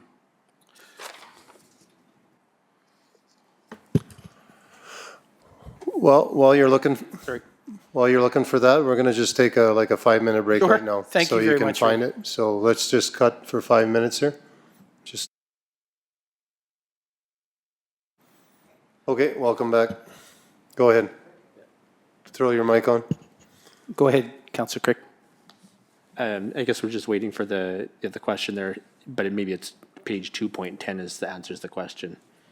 About, it says the MD administration reserves the right to accept, reject, modify. Right. So my suggestion, if we needed more clarity, we could add 10.A that says that administration will provide a briefing or a summary to council for each application or group of applications for their approval, based on the recommendation of administration. I don't know, what does council think? Like, you guys want this all handled administratively, or do you want applications to come back to council for it? Can I answer? I guess myself personally, I'd rather them come to council. I think that's just my preference. Go ahead. So ultimately, the criteria is outlined in the policy quite clearly, a reporting to council of any applications that administration has been approving in the process, and anything that is non-conforming automatically come to council. So I feel it's very well covered. Thank you, Councillor Palmer. And I think the real interesting part, or the important part is that the safety lever is that it has to come to council if it's declined, right? You're giving administration the authority based on your will for us to approve them. And if they're declined, then you have an opportunity to review it, and that the potential client has interface with council to make sure that they're being dealt with properly. Is that sort of the understanding there then?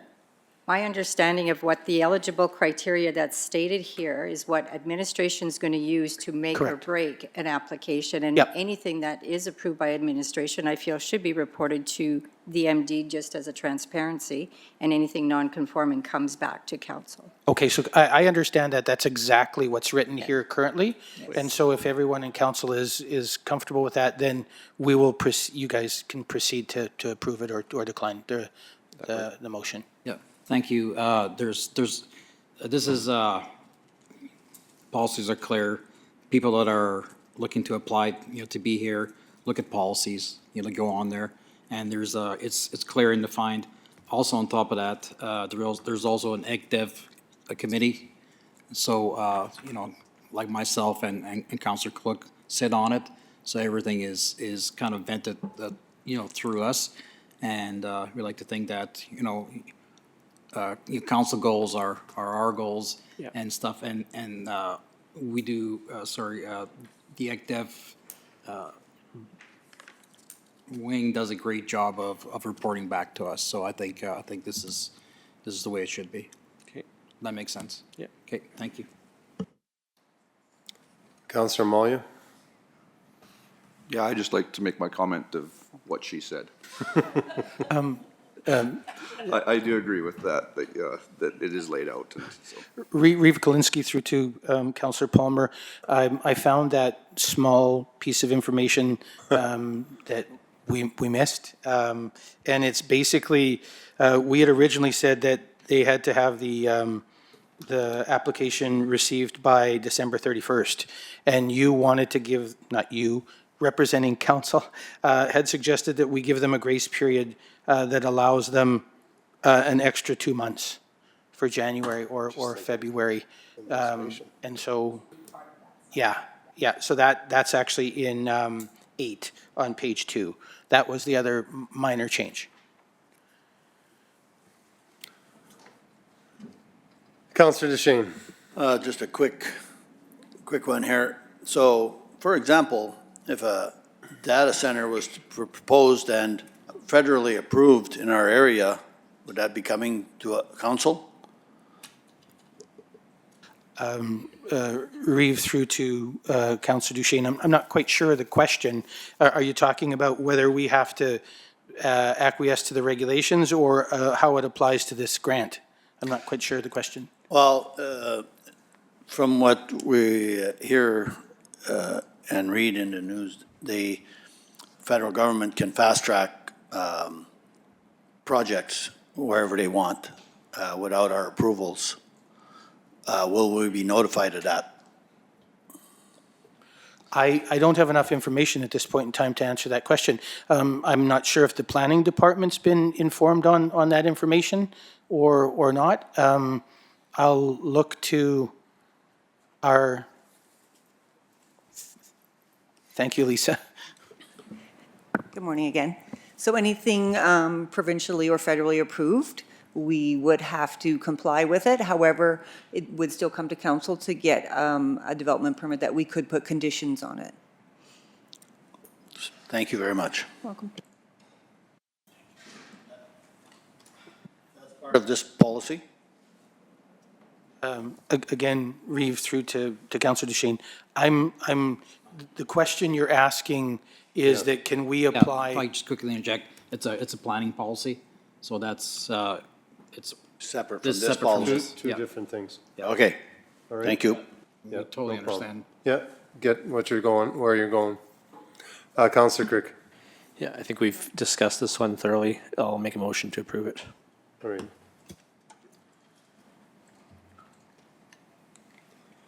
Thank you, Councillor Crick, for making the motion that council adopts new policy number C-2A.062 MD Industrial Incentive Grant Program Policy as presented.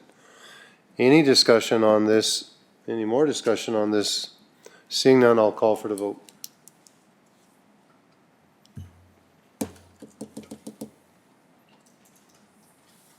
That's carried. Thank you. Thank you, gentlemen. If I can make a motion to go in camera, please. Advice from officials.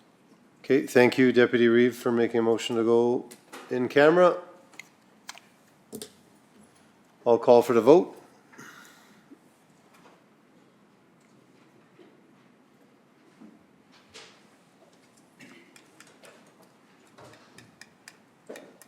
Rookie mistake. That's carried. Thank you.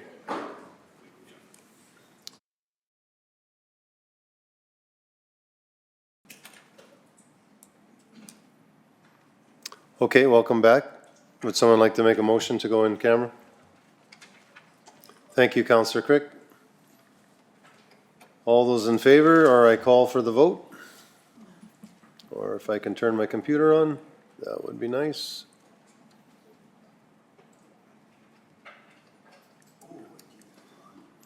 All those in favor to go in camera? That's carried, thank you. I bet you they just got back in here.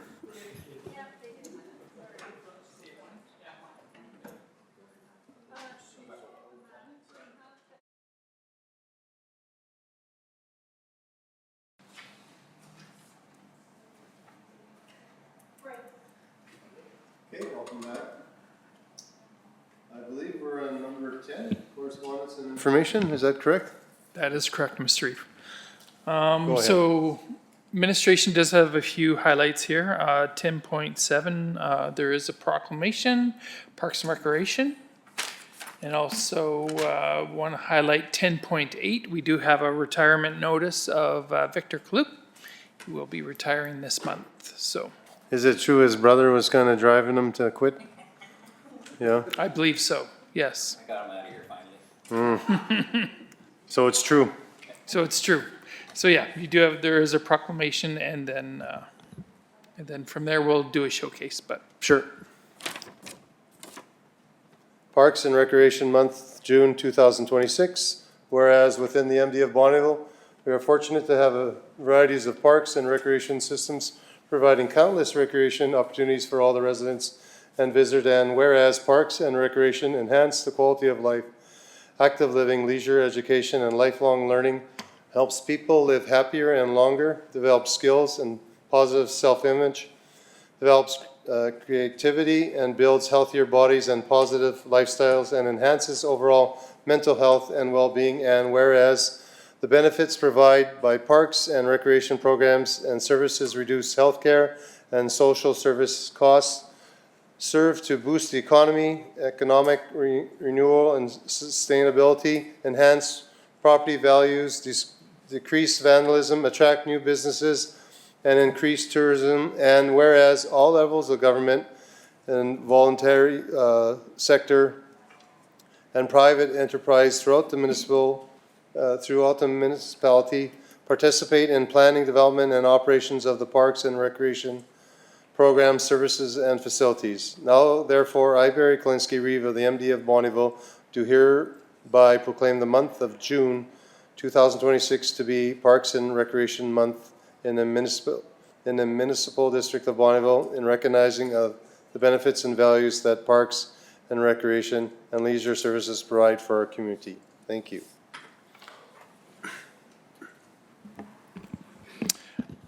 And so I just want to say a little bit, Victor, I know he was in here a month ago and had a little talk, but just from administration, Victor did work with us for 13 years, and we want to show our appreciation. I believe we are having a little bit of a luncheon on Friday to celebrate Victor's retirement, so. Okay. Okay. Any other comments or anything on correspondence that you want to? Thank you, Caroline. Go ahead.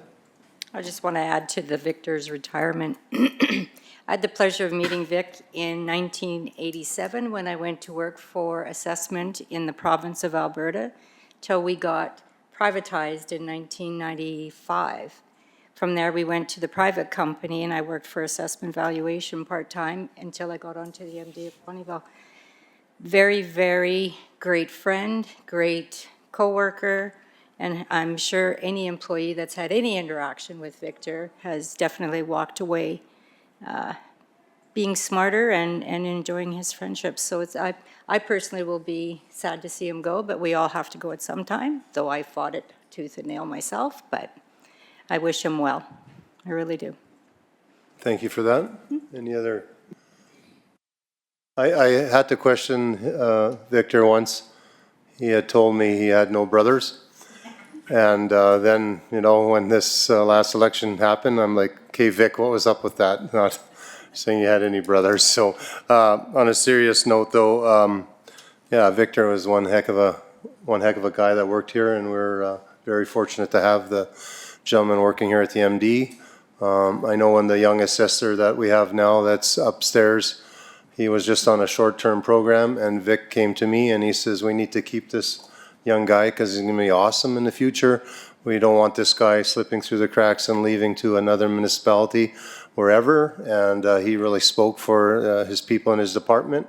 And so I talked to the CEO at that time, and I asked him a few questions, and he says, you know what, we'll keep this guy here. And so thanks to Victor, we have a real up-and-coming all-star that's going to be someone like Vic in the future. So, and he's a local boy that's here. So yeah, that's just one little story of what Vic did for this area, and he's just an outstanding human being and citizen and all-around great guy. So thank you, Vic, for all your years of service. All right, I need a motion, Council, for correspondence, please. Mr. Chair? Yes? Before you make that motion, if we could just get a motion for the proclamation. Yes, okay. They're in different orders on mine, so I'll go with, I need a motion for proclaims the month of June 2000. Yes, thank you. Caroline? Caroline makes a motion that Thank you, Caroline, or Councillor Palmer, I should be. That council proclaims the month of June 2026 as Park and Recreation Month in the Municipal District of Bonneville in recognition of the benefits and values of the park, recreation, and leisure services provide for our community. Any discussion on this motion, council?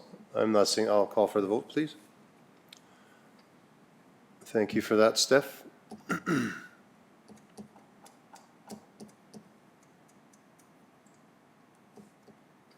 That's carried, thank you. Now I need the motion that I started with. Councillor Crick. I just wanted to ask, before we go to the motion, 10.2, the Alberta Chamber of Commerce Awards. Is anybody, are we sending anybody to that? I think it's in the city in September 23rd. The reason I ask is there's two businesses in there that are local. One is in Dick and Walker Dean Accountants in Cold Lake, and the other one is Lakeland Co-op. That have been nominated, so I just wondered if we wanted to send anybody that. There's an invitation in there. But Well, we definitely could send somebody if somebody wants to go. I have no problem with that. and I'm not on either of the chamber boards, but I'm happy to go. But, Okay, I'm happy with that, if you're happy. yeah, and the rest I'll make a motion to receive for information. Okay, thank you. All right, we have a motion by Councillor Crick that council accepts the following correspondence and information 1 through 8. Any discussion on this motion? Do we need a motion also to send them to, no? Okay. Any discussion on this motion? I'm seeing none, I'll call for the vote, please.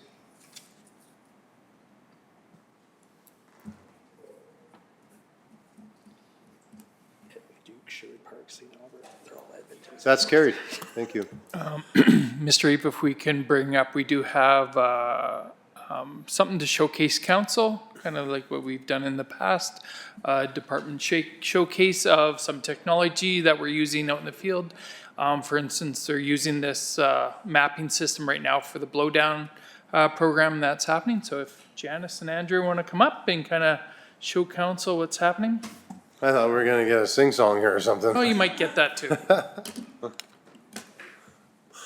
Good afternoon.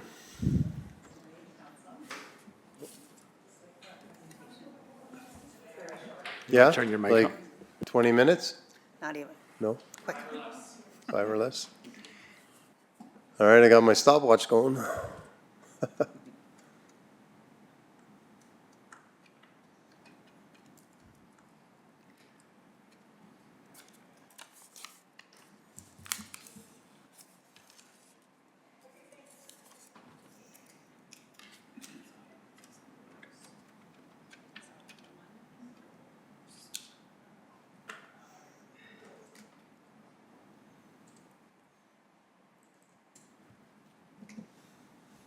We'll go to slide 2, please.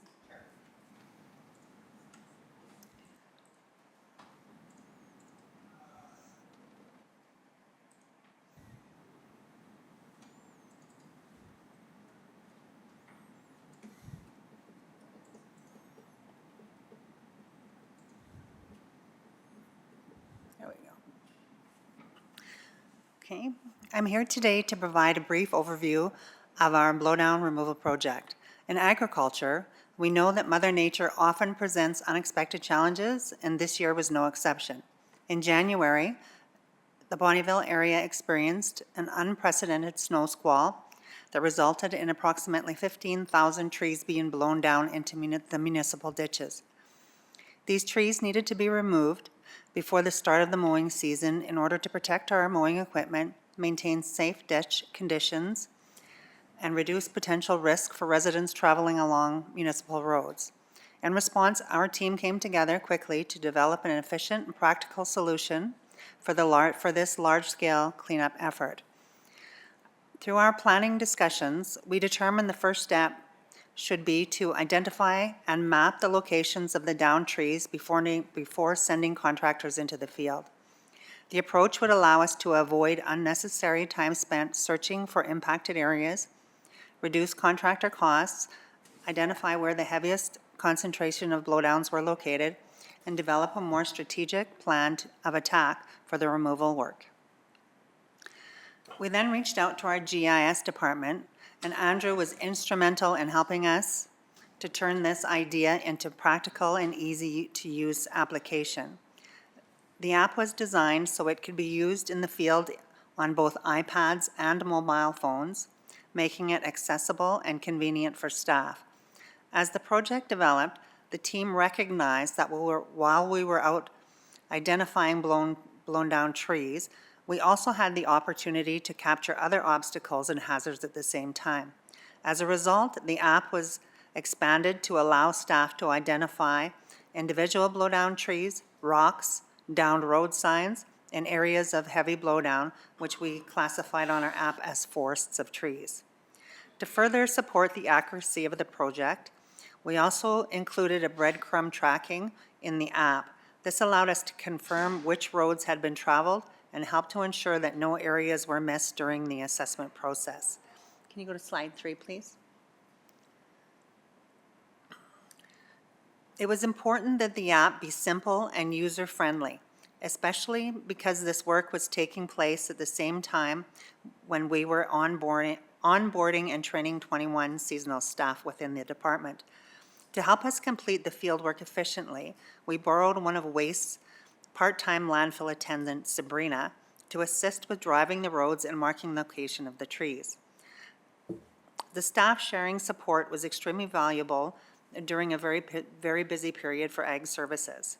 To make the work easier and safer in the field, we purchased an iPad holder that fit directly into the vehicle's cup holder, allowing the device to remain secure, visible, and easily accessible while traveling the network of roads. Sabrina was then able to travel in municipal roadways and complete the mapping work in just under 2 weeks.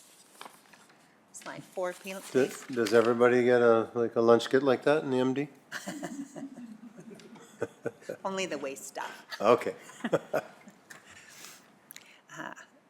Once the mapping was completed, we procured 4 local contractors to carry out the blowdown removal work. To manage the project fairly and efficiently, we divided the MD into 4 equal zones, which allowed the workload to be distributed evenly among contractors. As the work progressed, contractors tested a variety of removal methods. Due to the wet ditch conditions, the most effective approach proved to be the bucking and stacking of the wood. The stacked wood was then placed at the back of the ditch. We also encouraged local residents to take and use the wood where possible, allowing this material to be put to use rather than to be simply discarded.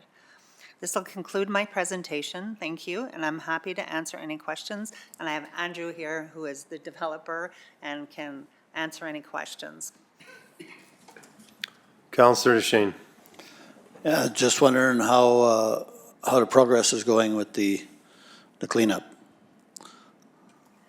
Okay, we're about 80% done, and the rain has slowed us, so we usually have just 1 or 2 contracting companies that will work during the rain, but about 80% done. We'll get it done. Right on, thank you. Have we let the public know to take the wood if they need it? We did. Our communications department put on Facebook for us. Thank you. Any other questions? Great job. Thank you. Have a great rest of the afternoon. Thanks, Andrew. Andrew, thank you for speaking. So little.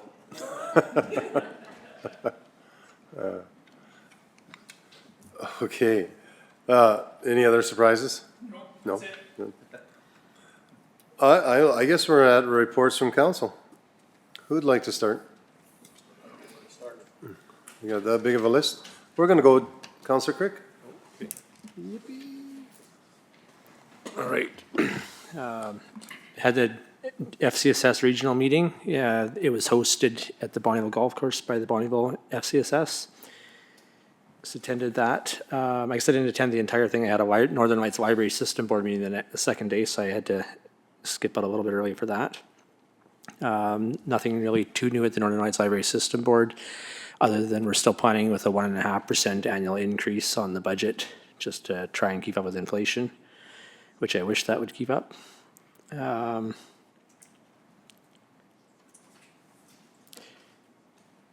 see here. Sorry, I had a bunch of resident stuff in here too. I guess I'll go on attended FCM from Thursday to Sunday. And I think there'll be a few reports on some of the stuff that happened there, but I'll just touch on what I was at. So we did a tour of the CN train yard. That was kind of interesting. There's about 5,000 train cars per day that go through the yard there. The yard only holds 2,200 cars, so they're moving them pretty good. And I think the best part about FCM was Dan Williams gave a great speech. He probably did the best speech I've ever heard at an FCM conference. He talked about kind of addressing the elephant in the room, about Alberta's separation. He said that he's Canadian and he'll fight for his country, but then he proceeded to not hold back anything in regards to how Alberta is being treated federally. He talked about the West Coast tanker ban, the Northern tanker ban, partisan Supreme Court appointments, the No More Pipelines bill, and how Alberta wants to be treated fairly. If Quebec can get something, then Alberta needs to be able to have it too. And yeah, just a really great speech. Then I went out and shook his hand and thanked him for a great speech afterwards. And there's an MP, Scott Atchison. I think he's a member of Parliament from Ontario. He spoke there as well, and he talked about getting elected years ago to his local council and how they'd got a bunch of recreation stuff in different facilities previously. Then when he was running, people have said they just want to see the roads, like just fix the roads, that's all they wanted. And he talked about getting back to the basics, just fixing the roads, which I'm happy to, that we are getting some of our roads fixed up around here now. So I'm thankful for that. And then at the resolution session, there was a resolution asking the federal government to support the forestry industry more. It was put forward by Prince George. And the resolution was overall pretty good, but the last line, it said, it was asking the federal government to support particularly for smaller Indigenous-owned or women-owned businesses. And I moved an amendment to eliminate that last line and just support the whole industry and support everybody. We're all Canadian, we all work in this country, and the federal government should support everybody, not just different genders or people groups. And the amendment received 49.1% support, which was nice to see. I wish it would have passed, but it was still nice to see that almost half the people at FCM were willing to just go with support everybody, not just certain people groups. And yeah, that's it for me. Thank you. Councillor Palmer. So I also attended the FCSS conference. It's always nice to see communities get together and talk about the different programs they offer for community issues that we all face, and not having to, again, reinvent the wheel. We can just learn from one another and make them kind of what our communities need. So it was great. I enjoyed the speakers. The other one was the FCM again. That was a great experience for me, not having been there before, and meeting people from all over Canada, which we did. Meeting the people from, or municipalities from Alberta that face the same things that we could be facing in the future, and learning from one another. I don't think I've put out my mug as much as I did that day, or the 3 days, getting introduced to people, and this big, load of cards I got back, which I'll never remember faces to the card, just at least I'll know where to phone when I need to. It was a great experience, and the resolutions is what I took to home. I thought it was very important to be able to have a voice in these resolutions. Agriculture research stations that they're trying to close, 8 of them in Canada, and that one got 5 people together to make the resolution. And I mean, it was, I don't know, Ben, do you remember the percentage of what came across to bring the resolution forward? It was very... There was 5 against. Yeah, out of a few hundred, there was 5 that voted against. It was just crazy. Overwhelming support for that motion. So, and that speaks where we're all speaking the same language. May not be speaking the same province, but we're speaking the same language, which was phenomenal. And bright lights, who's not getting blinded by bright lights these days? That was a resolution which I thought was pretty important for all of us. There was 6 in total, so that was an opportunity to stand up and be counted. Even missed my tour to do that, but that would be my only thing with FCM, is not to book important moments with a tour kind of thing, but it was a great experience.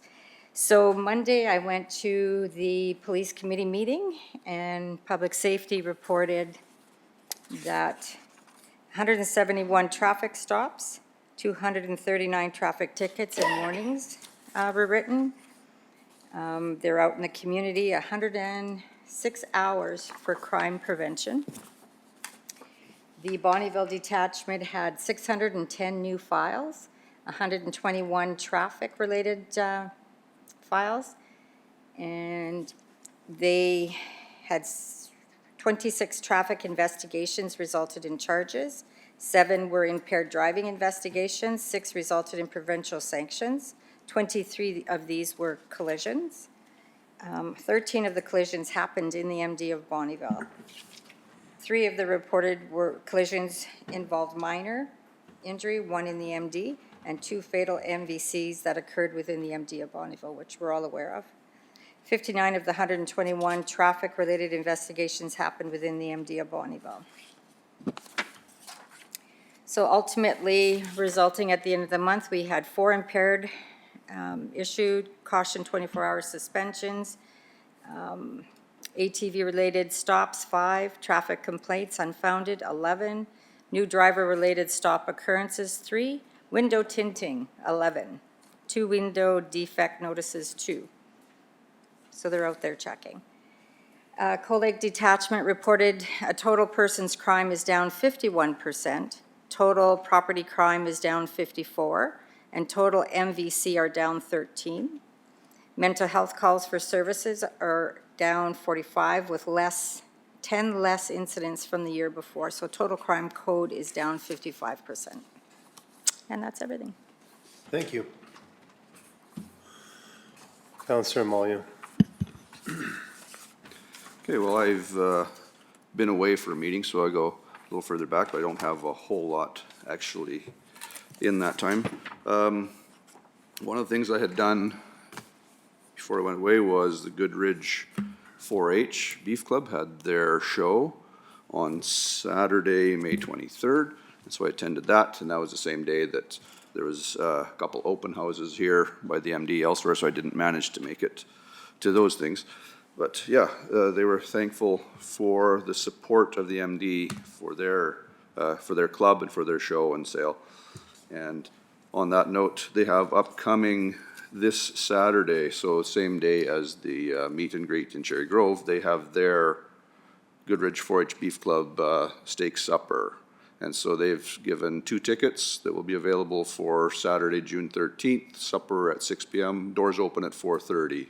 And that's their supper and then their own 4-H awards presentations at 5:15 before supper. So there's, like I said, there's 2 tickets available if somebody would like to attend that event this Saturday.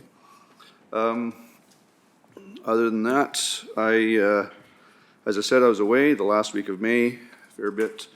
I was first at the Alberta Fire Chiefs Association conference, and then after that I had, I'm gonna have to figure out how to expense a supper meeting down in Banff with the outgoing Reeve of Flagstaff County, Don Croach. I don't know if anybody knows him, but yeah. But I don't know if I can expense it because the reason I was having supper with him was because his son was marrying my daughter. Gonna ask how the wedding went, but. So I would like to express congratulations to Christina and Ethan Croach. Yeah, so that's, as I said, that was down in Banff. That was the end of my week there. Came home and took care of a few things before heading off to FCM. Milk the cows and get off. Yeah. And so, yeah, I guess as was already expressed, I was quite pleased to see that though there are definitely differing views across this country, and you can see the pockets where some you agreed, some you disagreed, but it was good to get out and meet and have the networking with people and seeing that some of the issues we're talking about here, whether it's council or some of the emergency response types of issues, are here. They're also in southern Manitoba, they're also in northern Ontario and in Quebec. And so it was really good to have those conversations across the country with differing viewpoints, but still seeing the collaboration and working together, and how much, even with differences of opinions, there's still a lot of agreement across the country. And so it was really good to be a part of that. Resolutions were mentioned. And again, it was good to see that of the resolutions, there was logging, there was ag research centers, there was defense, and some of the defense spending and projects and how it's impacting communities. So a lot of things actually touched very close to home here in our MD. So it was good to be there. I'm glad I went, and yeah. Other than that, I've mentioned Goodridge. I've had a few meetings with residents and landowners about a few different issues. Yeah, and one other thing, I would like to issue an apology to Glendon Public Library Board in being away for 2 weeks and not reading and filling in my calendar as good as I should have. I missed their library board meeting last evening, and so I apologize that I missed that, but I will, if and when I get the minutes and such, I can update on anything new that's happening there. And yeah, I guess that's my highlights. I can let Heather go now. I just think, how dare you miss a meeting? That's pretty nice. Deputy Reeve. Yeah, thanks. Had a chance to join the Reeve at Notre Dame High School for the grad, and just a lot of familiar faces there as far as, people we knew they were graduating, so it was awesome. Right before FCM, I joined a little bit of a chat that they had there, and it was called Energy for Secure Future. Wasn't sure what that meant, but I went to support Mayor Gerald Albers from the city of Lloydminster, and when I got there, I was quite surprised that they just didn't talk about oil and gas. So, well, they did talk about gas, but talking about some of the issues that BC is having, a lot of the presentations were done. I think there's only one issue that Alberta had. Everything else was down east and actually down west. The logging has been absolutely choked. They went from there's one area was I guess the highest paid wages between 80s and 90s, and now they have the highest youth poverty that they have, and that's all because of logging. A lot of the policies driven by Victoria and by the province are crippling the areas. So one thing they were talking about is natural gas. They banned natural gas to be used in homes, and as of last week, they realized that they can't live without natural gas. So now that policy is wiped out, and now we're all back in. So all these people that got banned from using natural gas, getting anywhere from cooking stoves to fireplaces to everything else, are they retooled everything, and now they're okay. So there's a lot of money lost in people's back pocketbooks. We're talking about one municipality that their administration wanted to meet the target, like their emissions targets. So they were going to replace a boiler system at their office, even though they had a 10-year end of life. They were going to replace the boiler system with I don't know what system it was, but it was going to cost another $680,000 just to replace something that wasn't wrecked. So the councillor there worked very hard of getting it flipped, but it's so instead of spending 680, they only spent 100 and some to overturn that, and then spent anyways. So it was it's just some of these things coming through the pipes are costing municipalities. So instead of going with a regular building, as far as like a field house, they had to go with a complete green building. So it went to $2,000 a square foot. What was the cost for that? So here we have a 6,000 square foot building that's costing $12 million. So, and then the end of the day is the taxpayers and the whole municipality of 3,500 people have to pay for this, right? So, so that's the reasons behind this Energy for Secure Future, right? So yeah, we thought, I came out of there feeling, feeling good. These poor guys are getting hit pretty hard out there, so it was sad. FCM, yeah, most of them, you covered it already, but they had a gentleman from, I don't know his last name, but Will, from the city of Courtenay, he's the chair of a place called the Defense Task Force. And they had a lot of great key words that I was really interested in. Multi-use infrastructure, logistics preparation were some of the things. So I started asking questions and started really networking with these people. So they invited me to sit on the task force. So as of next week, I'll be on that. So I guess be good at being at the table versus not being at the table. So I'm pretty happy about that. So again, I'm not saying I was a squeaky wheel, but I was in their face, and it's good. Yeah, I'm excited about the new opportunities for us here. So yeah, that's about really it. Oh, I went to Fort Mac on a non-MD trip, and it's amazing how heavy traffic beats up like a highway. I was dodging potholes all the way there and back, and that highway is way younger than Highway 28 is. So again, when you don't take care of your highways, they get beat up, and I want to thank the province for not looking after Highway 28. Can you mention a little more about the bridges and stuff? Go on camera. We'll go on camera for that? Yeah. Okay. Yep. Soon. Councillor Klug.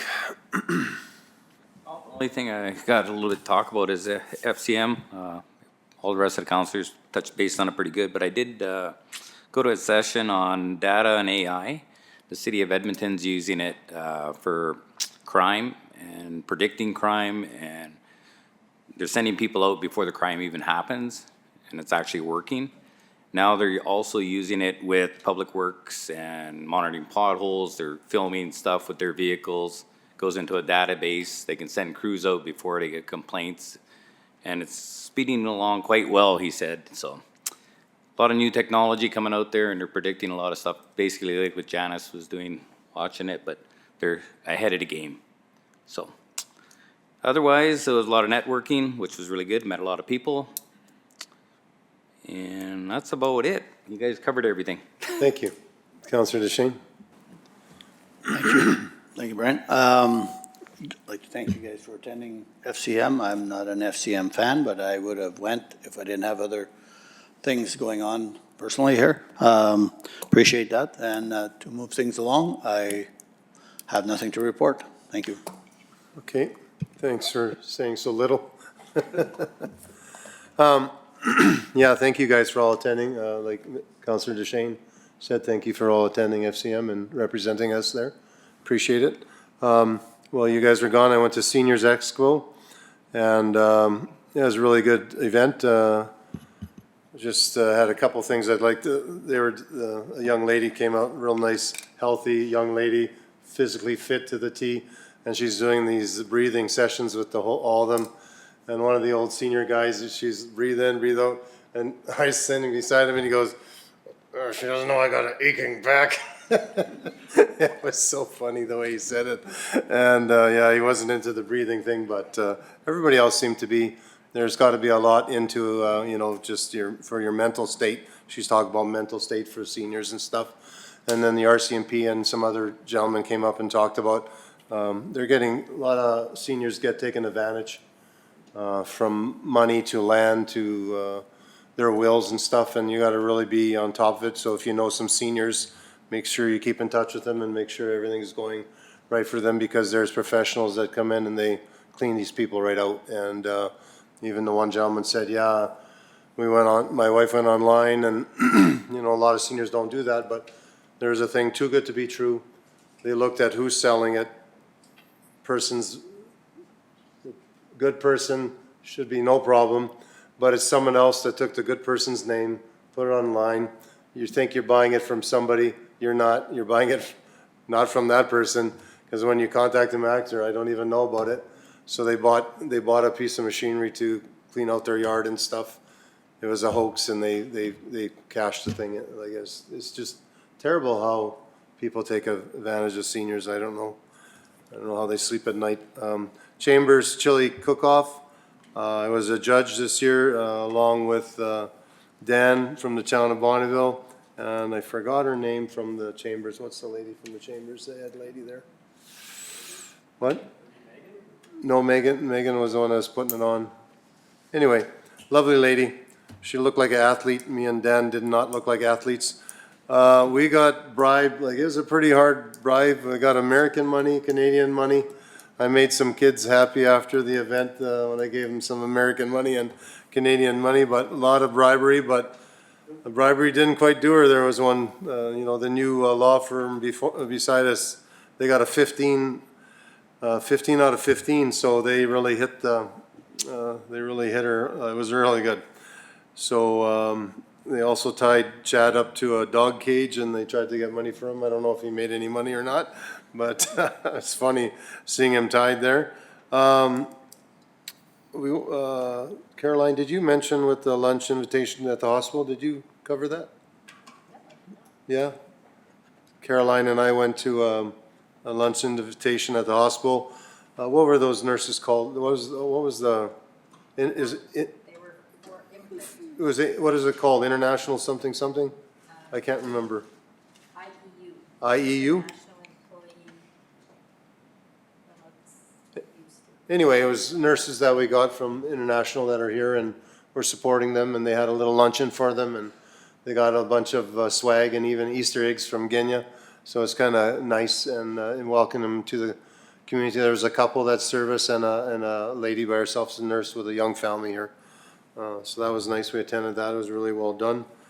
Ben, you mentioned the grad. Yeah, great turnout. A lot of people. Crazy. There was a farmer's market, ball tournament, and something else. What? The fair. And all these, and the graduation was last. So you come up to do parking, and it's like, you gotta park in Saskatchewan to get to the place. So there's no parking. And I think Caroline covered community policing. I just want the chief from Bonneville here. He really chirped on Highway 28. He really he said it ain't safe. He says there's going to be a lot more deaths on Highway 28 if something doesn't happen. And this is from our chief here. He says it's a scary road to drive. That's his words. And then he also gave us a compliment on our fellas that work out for us. He says, I see them everywhere. They're a real presence, and he was very proud of our peace officers, and he sees the presence of them everywhere. So he really complimented our staff that take care, our peace officers. So I thought that was quite a nice gesture from him. But he really stressed on Highway 28, something has to be done. So that was really, and we know that, and everybody knows that, and just it's amazing how it's such an important highway, and it's very slow. And that's it for me. So we need to go back in camera for one more thing. I think so. I do believe we got a motion. Just need one motion arising from the session. Okay, in this planning session, we'll do that. Okay. What motion do you want? Is it up on the screen? You can put it up. It's to appoint the members at large. Okay, let's put that up. Okay, who would like to make this motion? We had a discussion on this a while ago. I'll make that motion. Thank you, Councillor DeShane, for making this motion. The council appoints the following people as members at large for the MD Bonneville Subdivision Development Appeal Board, effective immediately for a 4-year term to expire October 2030. Caitlin Degenhardt, Edwin DeShane, Reg Roy, and Trevor Shafik. Before you, any discussion on this, council? I'm not seeing any. We'll just go with the hands. All those in favor? That's carried. Thank you. I'd like to adjourn this meeting at this time. Thank you. Council, great job today. Awesome.